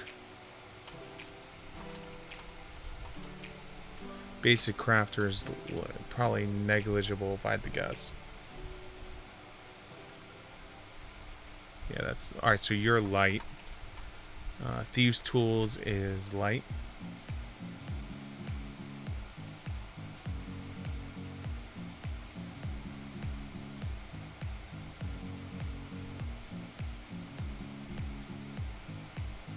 Yep, thieves' tool is light, so that's fine. We like light. So we're at 3, 4, 5. So 9, 10, 11, 11.8. We still need healer's tools. Holy shit. Those are 5 gold pieces. Okay.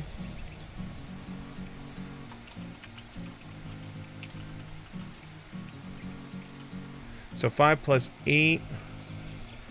We cannot buy the healer's kit from the get-go. We cannot buy the healer's tools from the get-go. Because that's 6 plus 11. 12. Well, hold on. Wait. 6, 11. 12, 13. 8.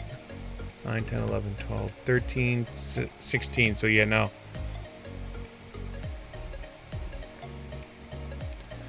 So we'll have to buy healer's tools after the first mission.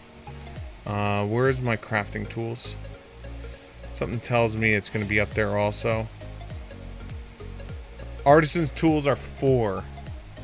Holy shit.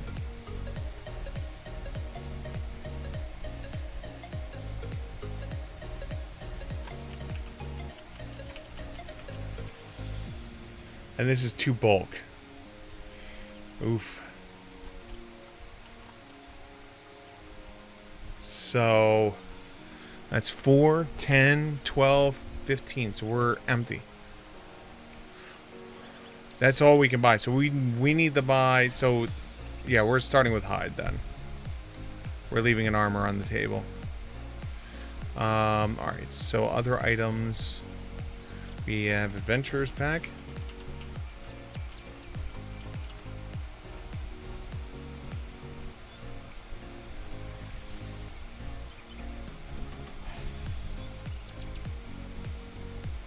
And you weigh 1 bulk.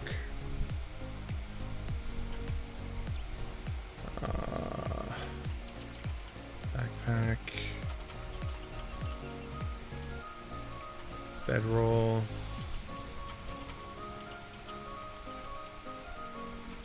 Two pouches. 10 chalk. Flint steel. Oh wait, hold on.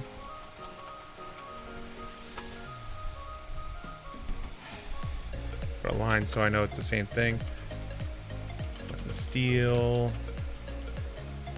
50-foot rope. 2 weeks rations. Soap. 5 torches, which we can sell. Or I guess I'll give it to one of our humans to hold on to. And water skin. Okay, so that's the adventurer's kit. Okay, so now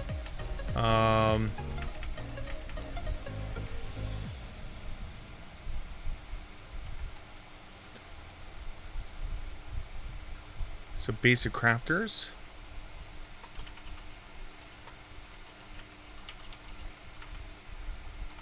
Book. You are light. Thieves' tools, which you are light.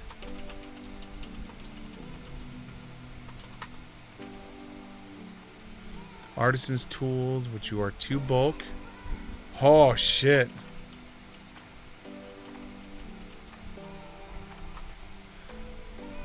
How heavy is the healer's kit?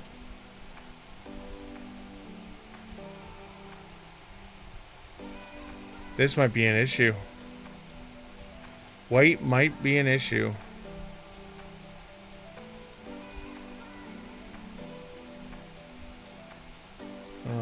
Healers is...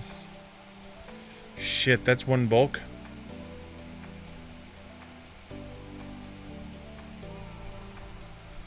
That's a problem. And so what's our silver left over? So we have 8, so 2 silver pieces left.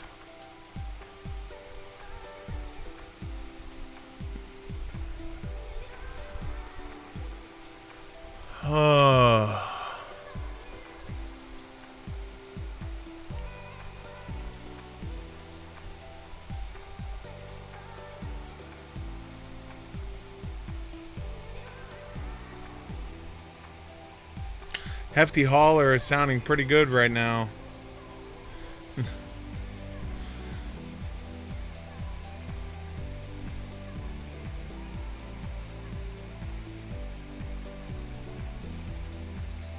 How much is a bag of holding? And what level?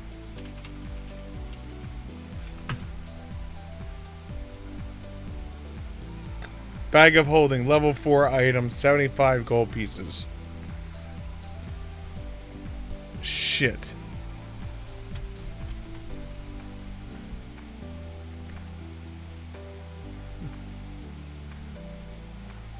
How much is a bag of holding? Wait, does handy haversack exist still?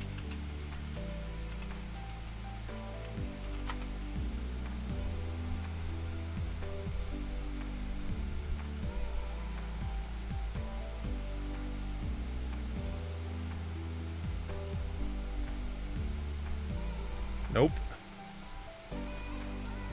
The handy haversack does not exist.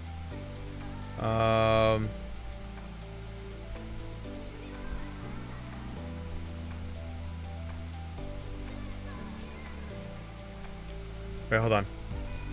The backpack can hold up to 4 bulk worth of items. The first 2 bulk does not count. So does... Hold on. I need to find out if this thing is actually accounting for my bulk properly. So bedroll is light.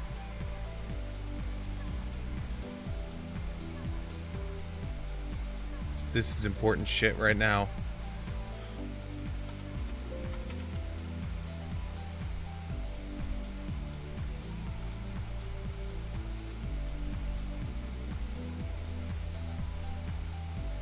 Because we might just buy everything separately, if that's what it comes down to. Chalk is negligible, so it doesn't count. Pouches.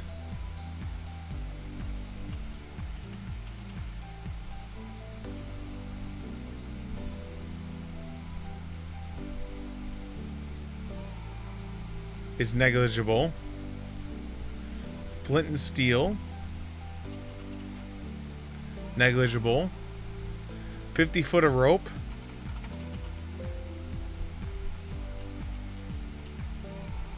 Is light. 2 weeks rations.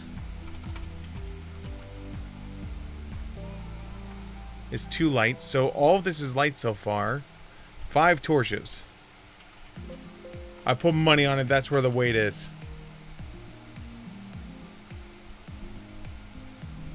Because I'll tell you right now, I will throw that shit on the ground.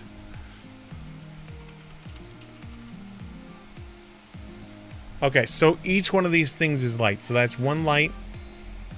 6. 7, 8. 9. 10. So if I get rid of the 5 torches.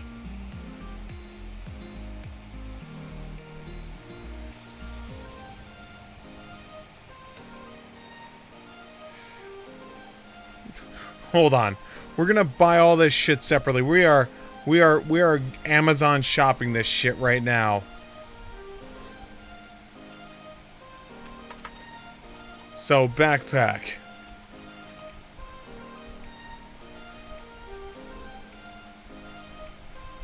Bedroll is one copper piece.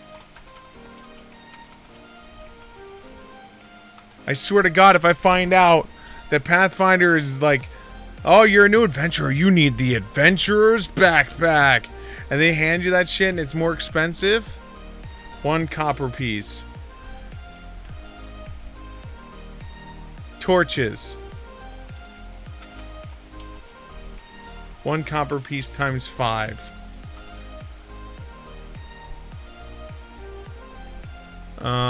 2 pouches.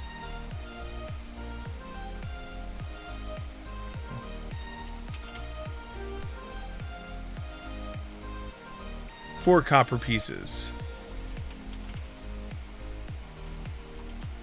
Swear to God, if I do this math and I find out that the salespeople are ripping people off,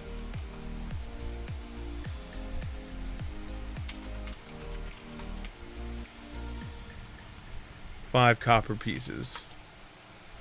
Rope.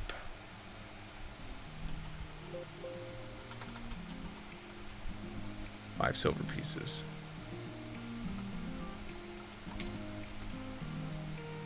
Oh, it might actually be cheaper.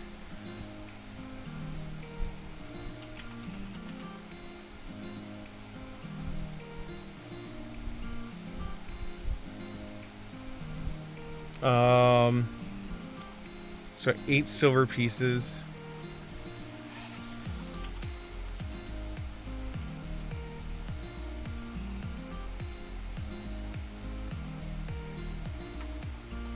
Well, it's 4 SP times 2. We did torches already and water skin. 5 copper pieces.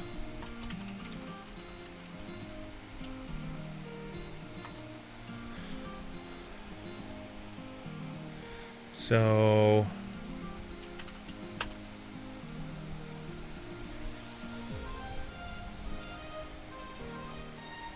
1 plus 1 plus well, we have to do it by silver pieces first. So 5 plus 8 plus 0.5 plus 0.8 plus 0.1 plus 0.1 plus 1 gold, 4 silver, 5 copper. The adventurer's pack is worth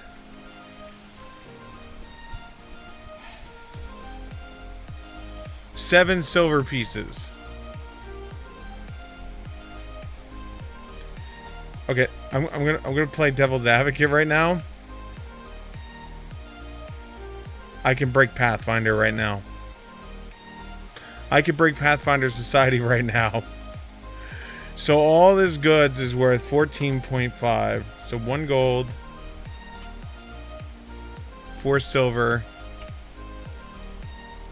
5 copper, right? Or 14 silver, 5 copper, right?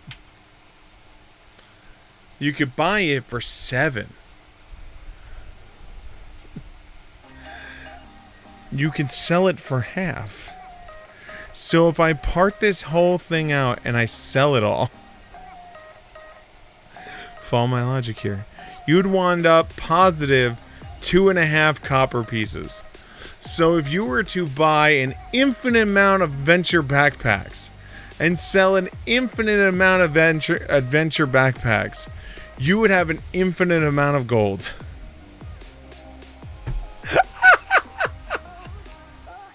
Oh my god.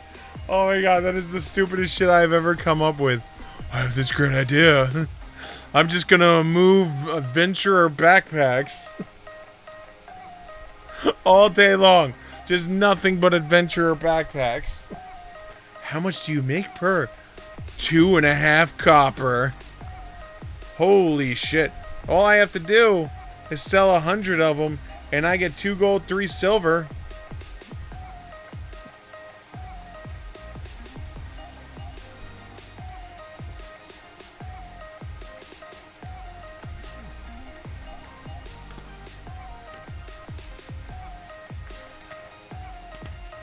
Okay, so this is what I'm going to do. I'm going to say I'm going to leave the torches at home. Right? Torches are left at home.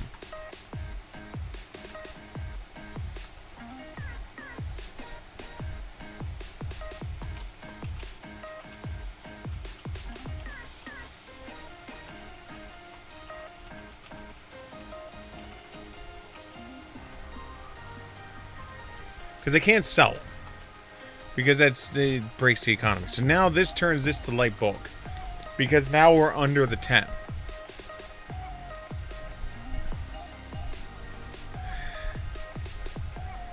So that would be 1, 2, 3, 4, 5, 6, 7, 8, 9. I am at 9. 9 light bulk items. Yes. Yes. Scheming the system.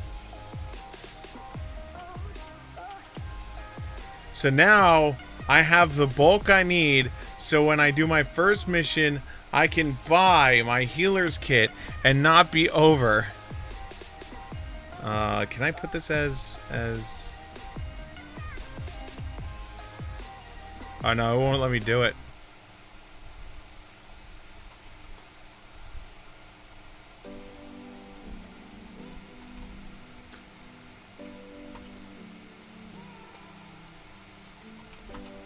There we go. We'll just do it that way, so that way I know that I have 5 in there. The basic crafter's book, the thieves' tools, And the clan dagger can go, well, the clan dagger is staying on my side. So the crafter's book and the thieves' tools can go into the thing. And life is good. Wait, did we figure out the... We did the prices. But we didn't do the bulk.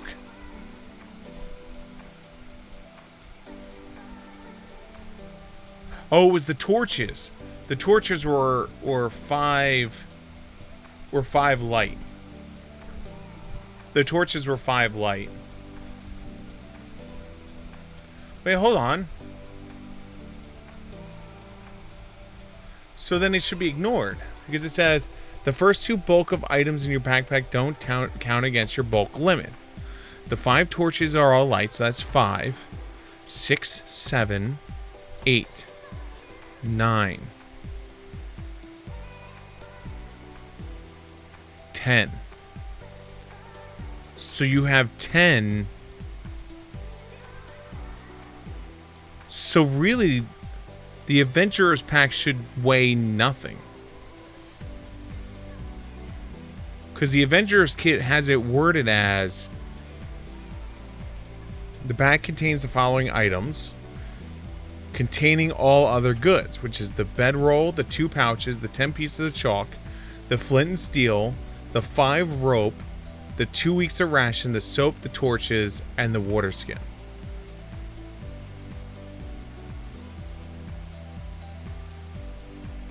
And so really, the backpack on its own should be 0. So this should be 0 then. Because I can ignore up to 2 pounds that are in here.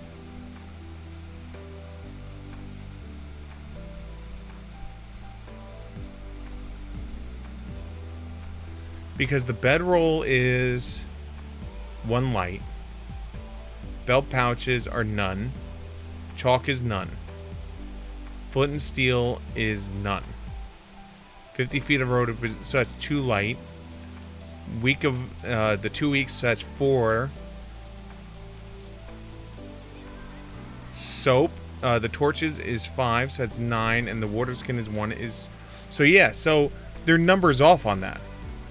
This should really be 0 bulk, because all the stuff that's inside of it. So in theory, then these get thrown in here. And even if these are thrown in here, right? Even if these are thrown in here, then we're still fine. Okay.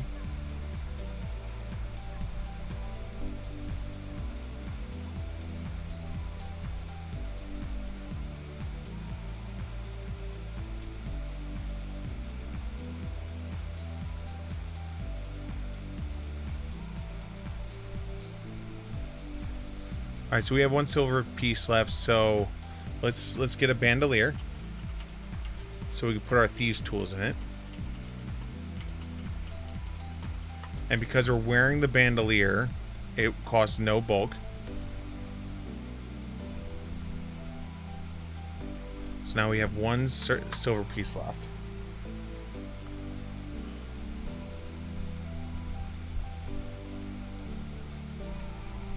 All right, so I'm going to do this. So we're going to go backpack. That.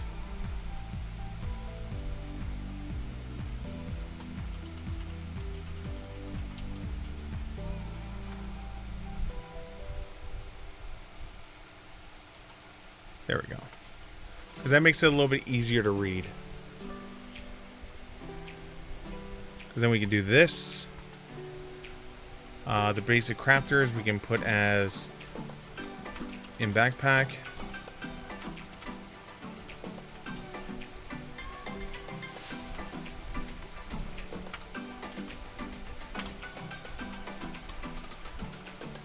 These tools are now in the bandolier.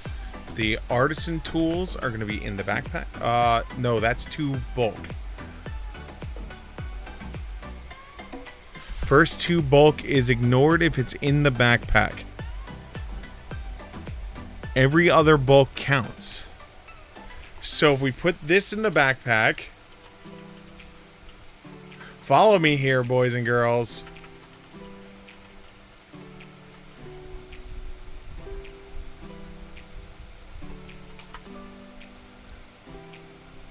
This now becomes negligible because it's no longer on my person.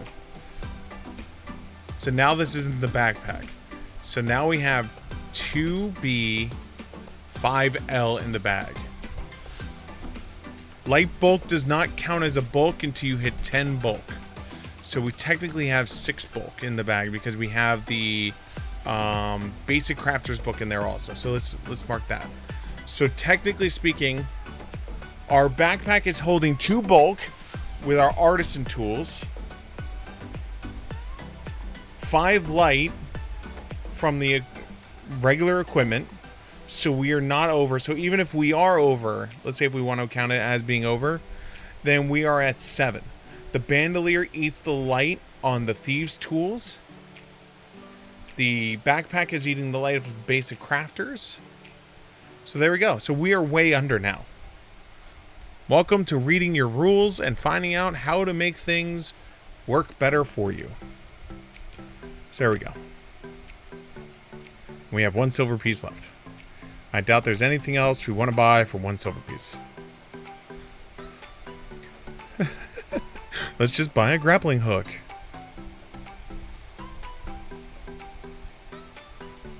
Alright, so we have our falchion. We have our hide armor. We have our clan dagger. Hide armor is going away. I don't know how much we make on our missions. I think it's 14 gold.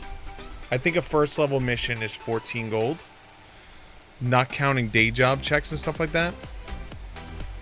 So 14 gold, 5, 9. So after our first mission, we can buy our healer's kit. And we can buy our breastplate, which is our endgame gear. So we just have to survive 1 mission. Okay, cool. So that's done, that's done, that's done. That's all done. That's all done. We have all this is done. Hit points are done. We need a character name. Character name and an alignment. So dwarven characters' names.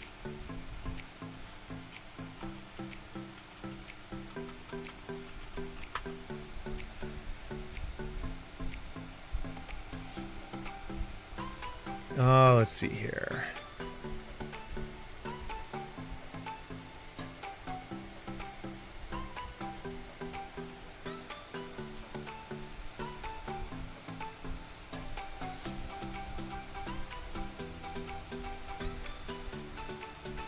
Dwarf names come from many different forms, but they usually have the have traits in common. They usually live in the mountains.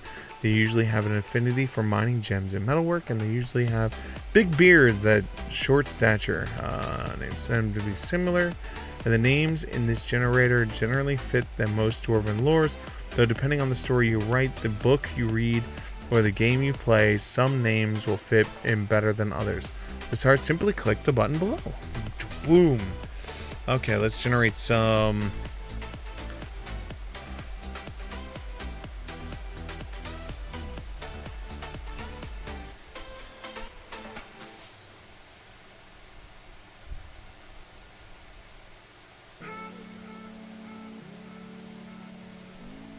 We need a good name.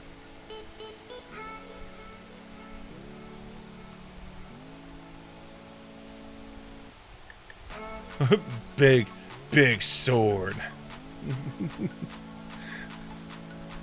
Thunder Basher.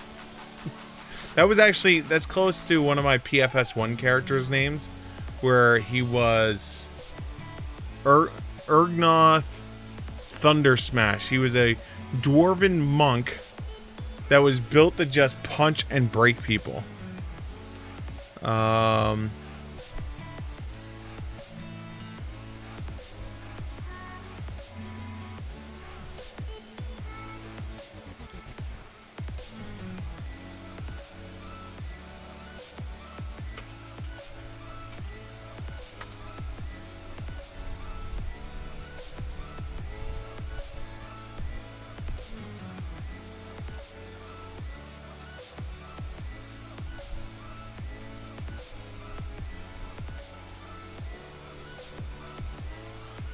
Let's see here.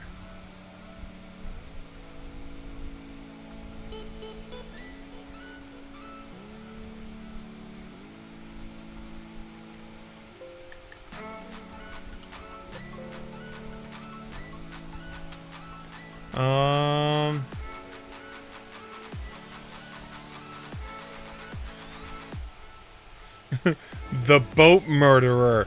I'm on this page is 100 clan names.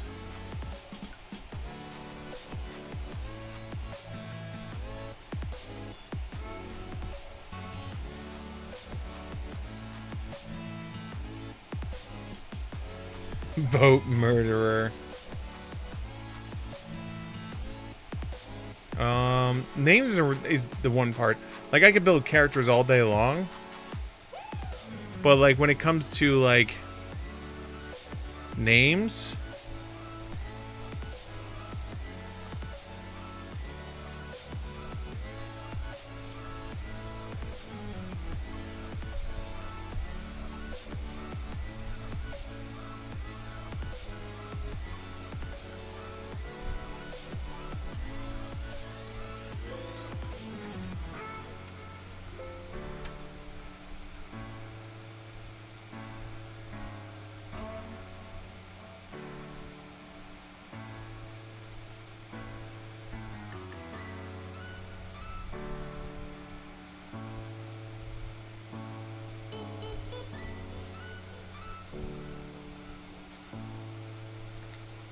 so we're gonna give us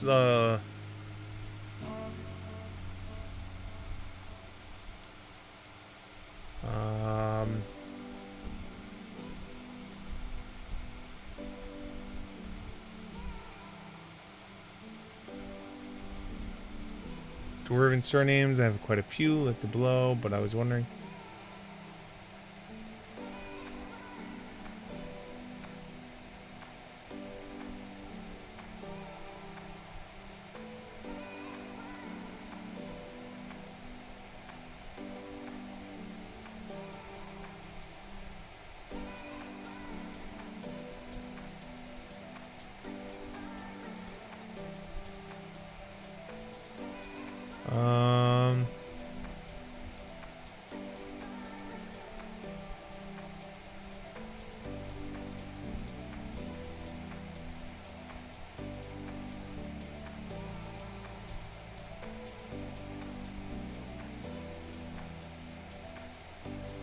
Yeah, I'm always awful with names.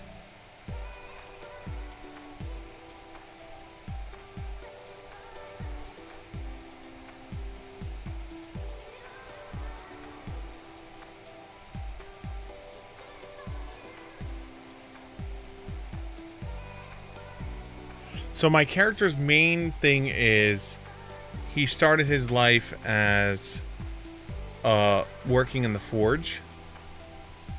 But then he went into his whole PFS training, his society training, and that's when he wound up accidentally becoming a field medic. Accidentally. He liked the blood of cutting people open. What, you're gonna let me actually cut you open?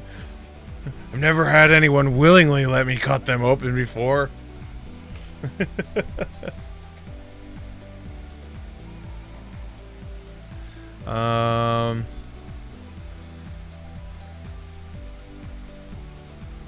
I know I can do something forge.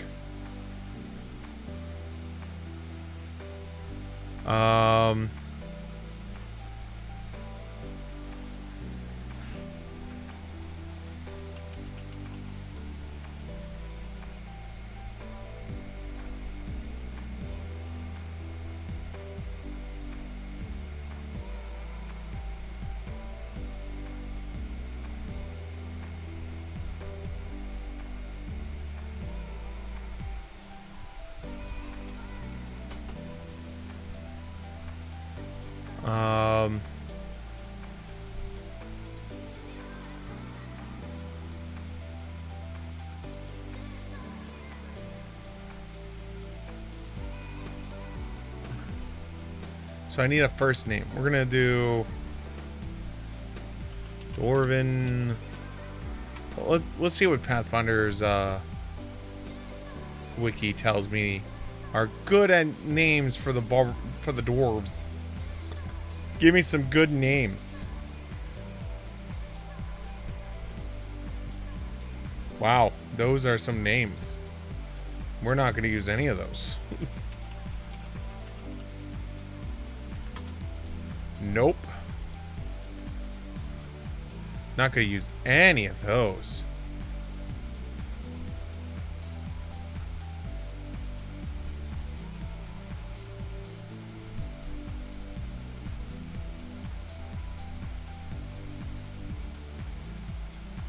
Grendick.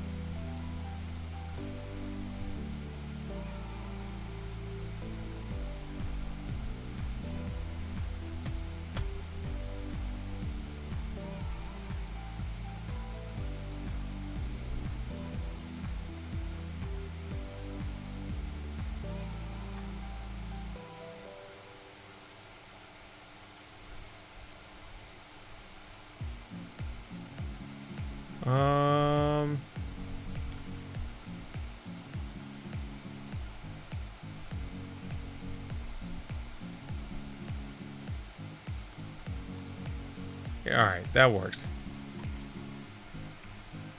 So let's hit male name one more time. There we go. Thorek. There we go. Thorek Trueforge. No one ever let me actually cut into them before. This is new. That's why he went into the wrong class. He learned how to scribe and become a medic. He's not that good yet, but he's aspiring.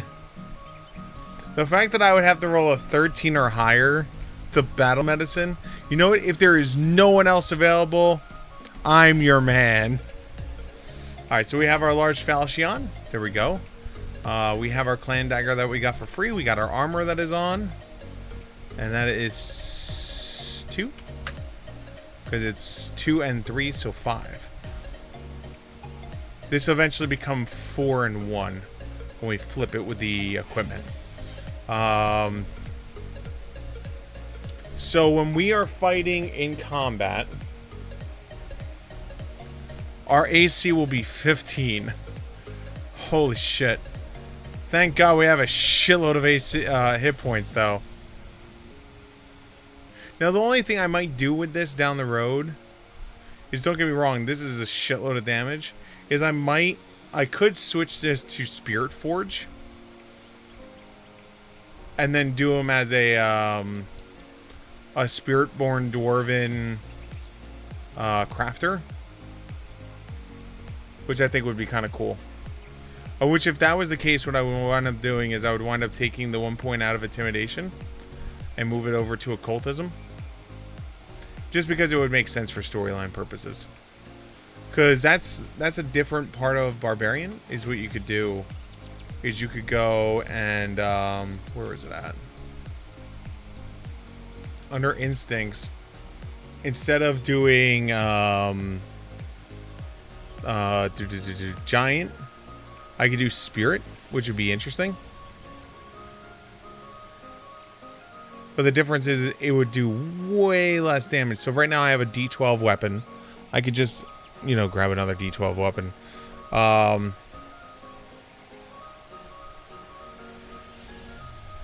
So I can grab a D12 weapon, right? And then the big difference would become I would lose the sizing thing. But I would gain the ability to do like positive and negative damage. And give me Ghost Touch. So like here we go. So when you Spirit Rage, increase the damage from the rage from 3 to 7. So you would go to 7 damage versus Titan Mauler, take the damage and go from 6 to 10. So it's a 3 damage difference. If you have greater, you go from... So it's a 5 damage difference up there. It's an interesting thing. I mean, it really is. Like, it's something for me to consider. It really is. For something for me to, like... Before I put this character on paper and be, like, set and, like, actually play him in a game, I might actually, like... I might actually, like, switch him over instead of doing Giant. The big plus of doing that would be... I would get 3 gold back. I would get 3 gold pieces back. And two freaking bulk back. I mean, sure, I'll be doing less damage. But the difference would be... I wouldn't be losing AC, and that would make me the ultimate undead destroyer. And that's the one thing that I've noticed in most of my groups that I played in PFS, is we don't really have good undead destroyers.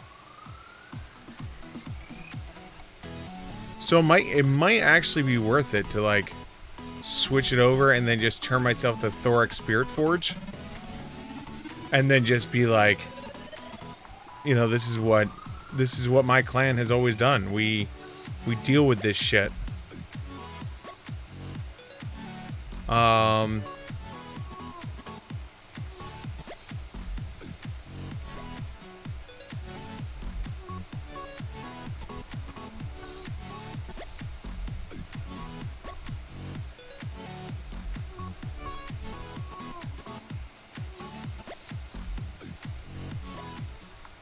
But the question is, so I could go to a D12 weapon. So let's play with this for a second. Let's see if I got a D12 weapon instead. Let's go into weapons.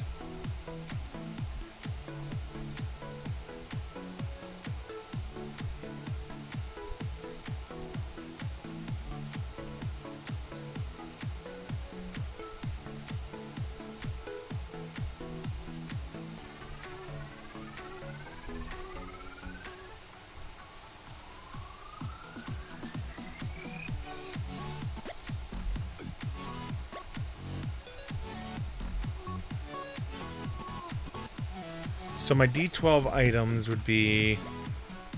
What would be our choices? So we could do a Bastard Sword. We could do a Great Axe. We could do Great Sword. We could do a Maul.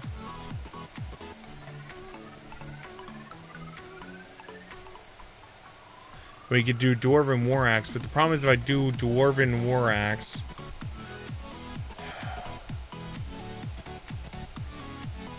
I have more questions than I like to believe when it comes to Dwarven weapon familiarity.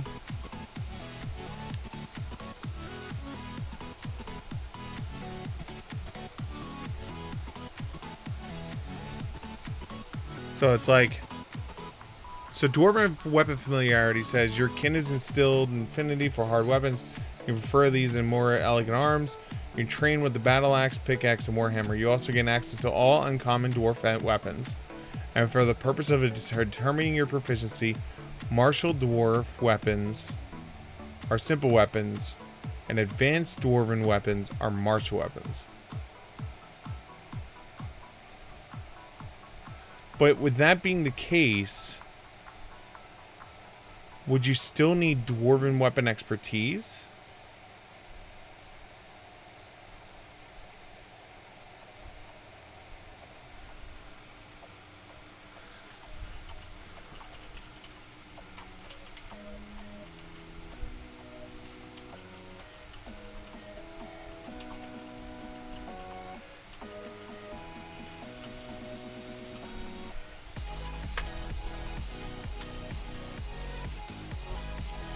Let's see here.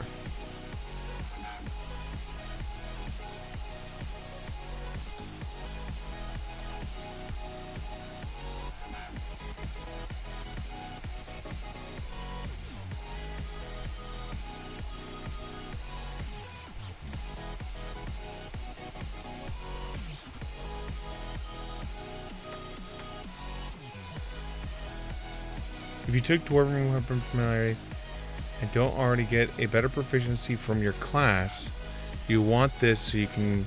Your Dwarven Weapon Proficiency doesn't fall behind all your other weapon options. Okay, so... I would only need the level 1. I would lose Eye for Treasure. But I don't think there's a level 5 that I'm like... scheming for, where I'm just like, that's the one.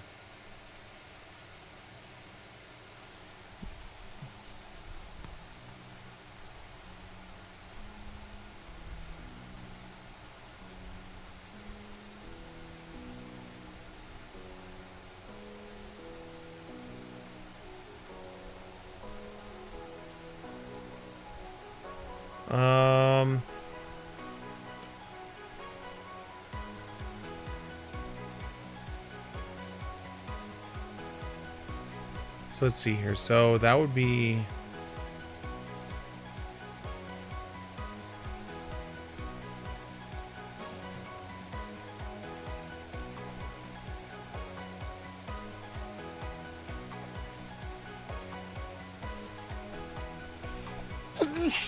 level 5.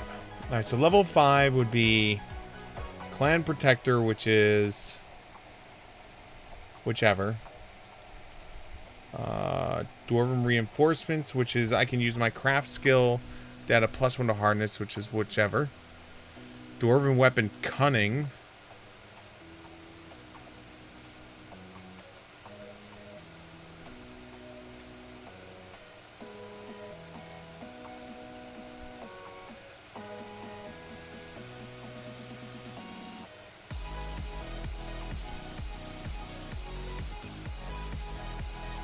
So this gives you the critical specialization effect. But I'm already going to get the critical weapon specialization effect.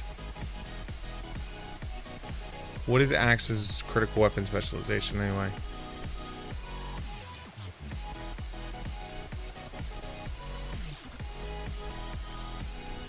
Oh.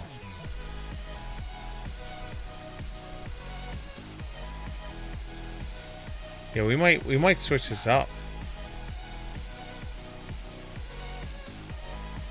Yeah, let's I like Eye for Treasure, but we could take Eye for Treasure at 5. Because there's nothing really at 5 that's really like making me like, ooh, ah.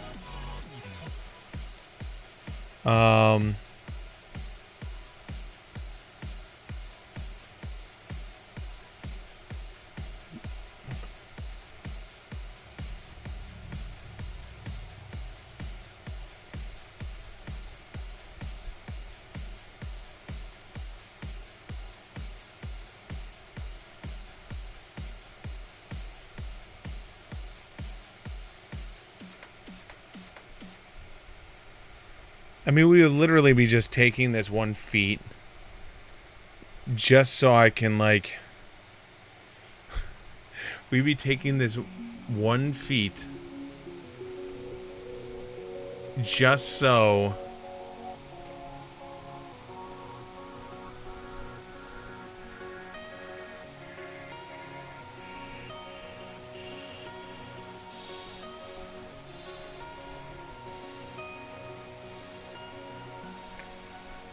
So let's... Okay, so this is what we're going to do. So we're going to get rid of this. Because now that I'm thinking about it, I like this new idea. This happens to me way too many times I like to admit it. So we're going to take Dwarven Weapon Familiarity.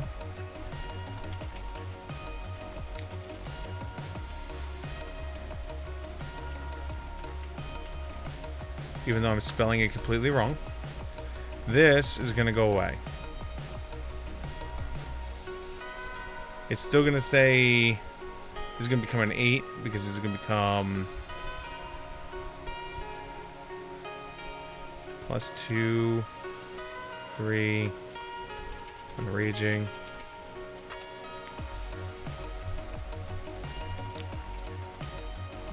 We're going to be doing a little bit less damage, so we're going to be doing 3 less damage. But I like this. I like this concept I'm coming up with right now. So this is no longer going to be Giant Instinct. This is going to become Spirit Instinct. Because I feel like a lot of people are going to be doing freaking... Barb is just going to be like, let me throw the largest numbers at people. So I think if I make myself into an Undead Destroyer, it'll be really cool. So it's going to be Spirit Instincts, right? So this is going to be Spirit.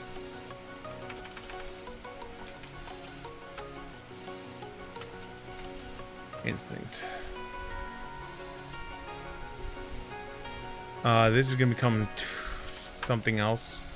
This is going to become the Dwarven War Axe.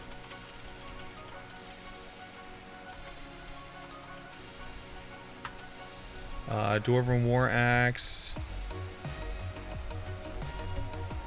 is going to be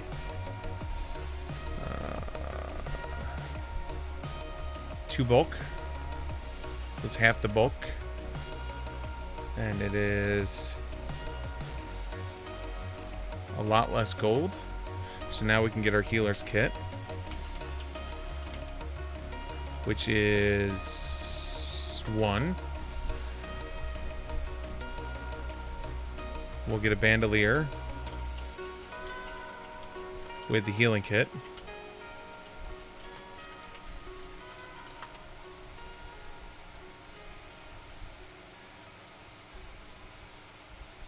So there we go. So the Dwarven War Axe is going to go here now.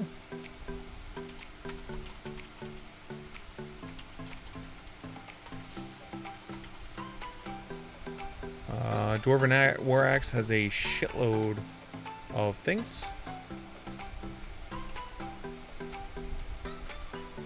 There we go. That's easy enough. We're going to turn this to Thorax Spirit Forge.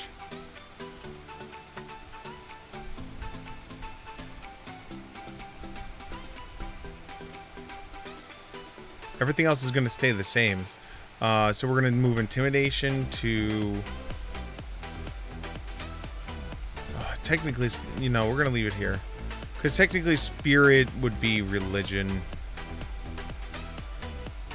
We're eventually going to build our Wisdom anyway. So let's take that out.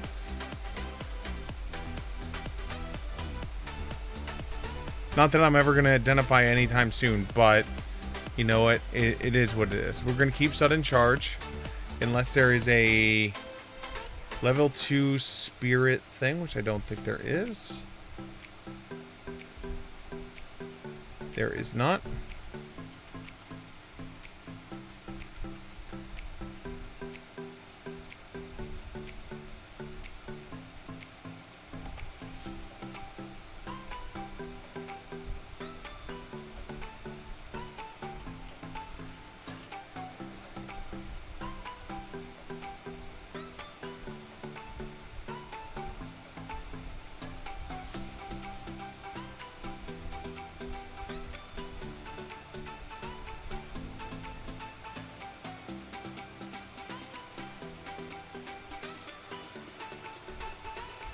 Wow. At level 6, there's a feat called Spirit's Interference. You take one action, and basically it requires anyone shooting any ranged attacks must make a DC 5 flat check or miss. So that's a 5, 10, 15, 20, 25% chance. That's a 25% chance miss ratio. Oh, yes, please. I will take that in a heartbeat. Holy shit. What is Spirit's Wrath at 12? You call forth the apparition, typically of the ghost of an ancestor or a nature spirit, which takes the form of a wisp. The Spirit Wisp makes a melee wisp rush unarmed attack against the enemy within 120 feet of you. The wisp attack modifier is equal to your proficiency bonus for the martial weapons plus your strength modifier plus 2. And it applies the circumstance and status bonuses and penalties that you have. On hit, the wisp deals damage and equals 4d8 plus your constitution modifier. The damage is your choice of negative or positive energy. Don't apply your rage damage or your weapon specialization damage, but circumstance and status bonuses and penalties that would also affect the wisp damage apply. If your wisp strike is a critical hit, the target becomes frightened 1. The attack use is counted towards... So, at level 12, this gives me a ranged attack. Yes, please. Sure, I can't turn into some... This makes freaking Whirlwind less awesome. But you know what? I'm liking this. I really am. Okay, so let's go down to our spirit. So did we write up anything for this?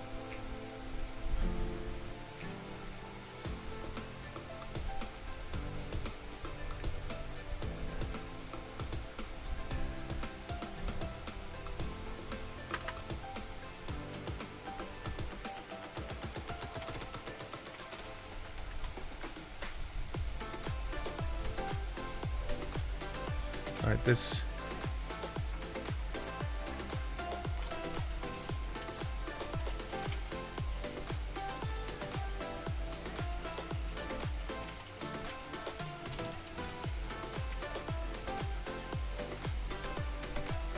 Nice, there we go.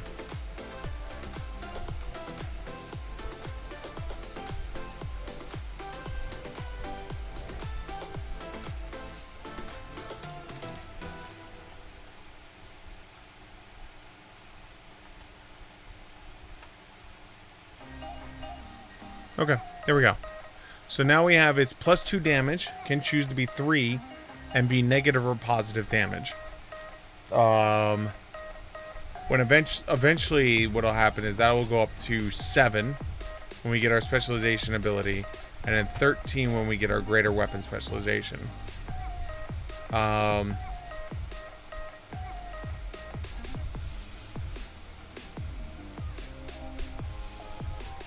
the anthem of the spirit instinct is disrespecting corpses or spirits is anthem to your instincts. Defending yourself against undead creatures is not. So literally I'll just play it as like literally my character was learning in a forge that, you know, the clan spirit forge, where it's just our ancestors and all that always speak to us and stuff like that, and just one latched on to me, and then eventually I'm gonna throw him at people. I'm just gonna throw him at people.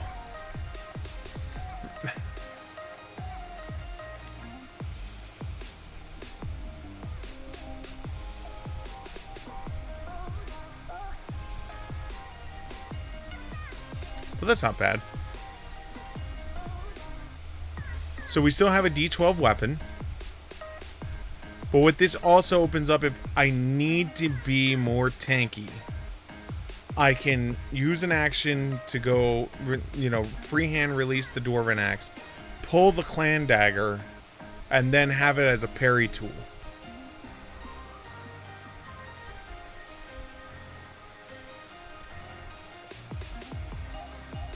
I think that gives me a +1 to Dex.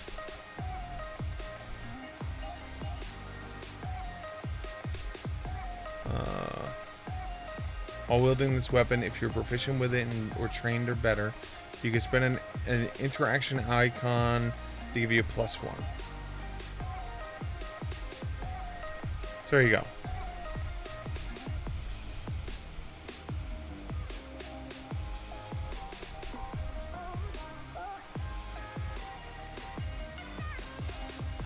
So there you go. So now I have my clan dagger. I have a dwarven war axe. My speed is still 20. We're going to be charging in.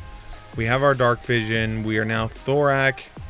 Spirit Forge with the Spirit Instinct, Sudden Charge, and Rage. And I think that works out so much better because of the simple fact. So the only thing we'd be doing is at 5, we're going to wind up getting the Eye for Treasure, because the Eye for Treasure at that point, our crafting will be so much better, because then at that point we do Strength, Dex, Con, and Wisdom goes up to 10, and then at 10, that's when like we stop putting points in Con at that point, because I don't want to wind up with an odd number. So like 15 and 20 we'll put into Con maybe. There you go. So let's and I like this better anyway because we wind up with more stuff. We're not overweighted anymore. And now we get this really cool thing that like we can like do this cool damage, even though everyone else probably thinks it sucks. They'll be like, "Oh, why are you doing blah blah blah blah blah?" I don't care. All right, so let's save this. So this is our dwarf, spirit, barbarian, medic. All right, so that's now saved in. Next thing we need is we need a Word doc. Because what I like to do is with all these notes that I made with freaking the sticky notes, I like keeping it. Because then this helps me like down the road. This helps me down the road. When like I'm like, wait, when am I taking freaking medicine?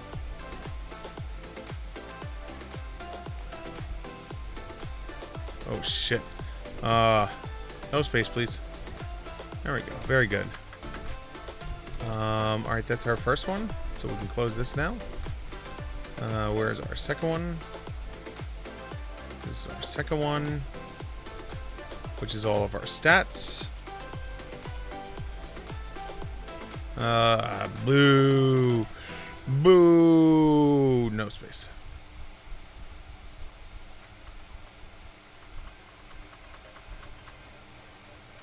Alright, and then now we can close that one. And then we have this one, which is all the shit we bought.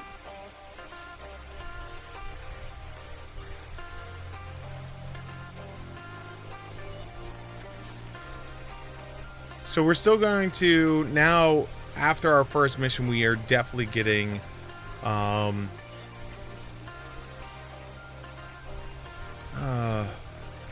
we are definitely getting our, gifts. 2 characters. There we go. So this is our dwarf. Spirit. Barbarian. Medic. Once the character becomes an official character, then the name and dash becomes the main thing. So yeah, there we go. So I like this because like I was originally going to go for giant because in Pathfinder 1 there was a infamous Year of the Sky key where I got really angry, made a Titan Mauler, two-handed adamantine greatsword carrying monster that just swung giant damage numbers, and I almost wanted to relive that glory for a hot moment, and then I was just like, you know, I really like this because I saw the surname Spirit Forge, and I'm just like, I like that. I like it a lot because like it gives a story that I can build off of, you know, like his ancestors and all that are in the forge. That's why he has all this crafting knowledge. That's why he is an anvil dwarf. And then he set out on the road, you know. And that's when he accidentally battle medicined.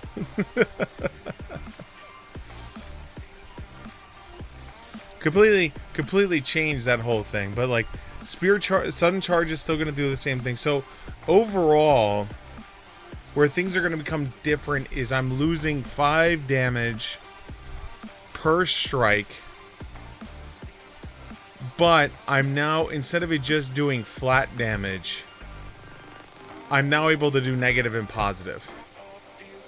And so if I'm versus an undead, I can demolish an undead.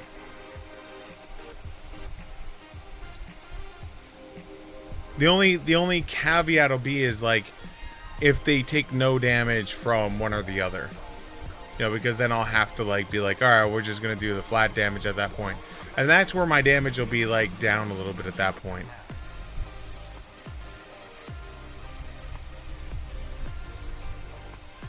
Does it word it as you go up to 3 and then you could choose?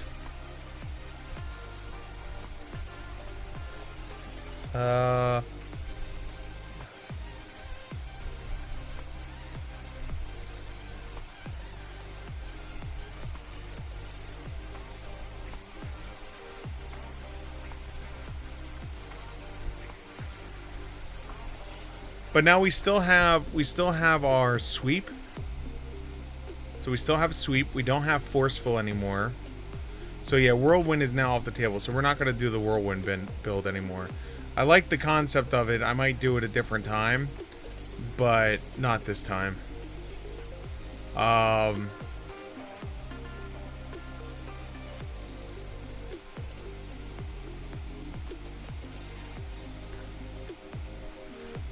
But I think that works out well. Because you know what, it really does. And now I'm not going to be walking around with 15 AC. Holy shit. And I have the ability to still keep the axe out, pull the clan dagger, still strike, and then pull up the parry with the clan dagger. If I really need to like not lose that AC while I'm fighting toe to toe with someone. So yeah. There we go. He is done. One character created for PFS. Now just to find a place to play him. That's going to be a story for another day. As I try and find places for to play him. I doubt there's anything coming up recently, but let's give it the good old college try. Thursday, 9 to 2. Nope. Interferes with the stream. Thursday. German. Can't speak German. Can't speak German. 7 to 11. Ooh, we could do that. Oh, nope. Nope. Yeah, most of this stuff is at night, unfortunately. So no bueno. No bueno! And this one's a 3 to 6, so I wouldn't even be able to play him. So, there goes that. Alright, so there we go. We have created the character. Alright, guys. So, unfortunately, we are going to be pulling the stream here. This is a B-side of the stream that we were doing because of the whole... Well, I gotta realize I gotta fix that up. So, if you are new for being here, hi, my name's Siegfried. I'm also a Pathfinder Lieutenant for Pathfinder Society from New Jersey. Hopefully you enjoyed yourself. If you need to know more information about Pathfinder Society or anything like that, feel free to message me. I will give you any and all information I can give you. Post you to any links or anything like that to help you get involved. It's an amazing way. If there is no games in your area, it's a, you know, like from just a lack of friends or whatnot, it's an amazing way to be able to play at any single table that is running Pathfinder Society. Other than that, if you are new to the program, make sure you mouse over to follow the subscribe, the bell, or any other icon that is out there. If you are on the YouTube, it is appreciated if you smash your forehead into the bell and that stuff. If you use the hashtag banana cream cherry in the comment section and you post it 24 hours after I post this video, I will give you a special response. Yes, I too can do the YouTube thing. Other than that, at the end of the show, we do roll the credits where I thank a bunch of people. So if you tip, donated, subscribed, hosted, anything like that, you'll get a special shout out from there. Unfortunately, oh no, you are going to get a follow because you weren't part of the first part, you were part of the second part, so that works out great. And other than that, let's do the ending credits, let's thank some people, and let's get the hell out of Dodge. Outro, please. Down below is a thank you for me to all of you for hanging out this evening. Then incredible music is brought to you by Electroma. The name of the song is Summer Vibes. If you enjoy their music, make sure you look them up on Spotify or YouTube. Their music is free to listen to, free to download, and if you enjoy their music, make sure you support the artists. They're badasses for having their entire catalog out there for free. Also support your local and online artists. Don't just go to the store and buy some bullshit ass copy pasta and hang it up on your wall. Want to go to a local or online artist, have them make something original for you. That way you can support the local and online arts and not some bullshit ass Xerox printed copy of the same damn thing. Also, I want to say thank you to, let's see if I can say your name right, Echvinya.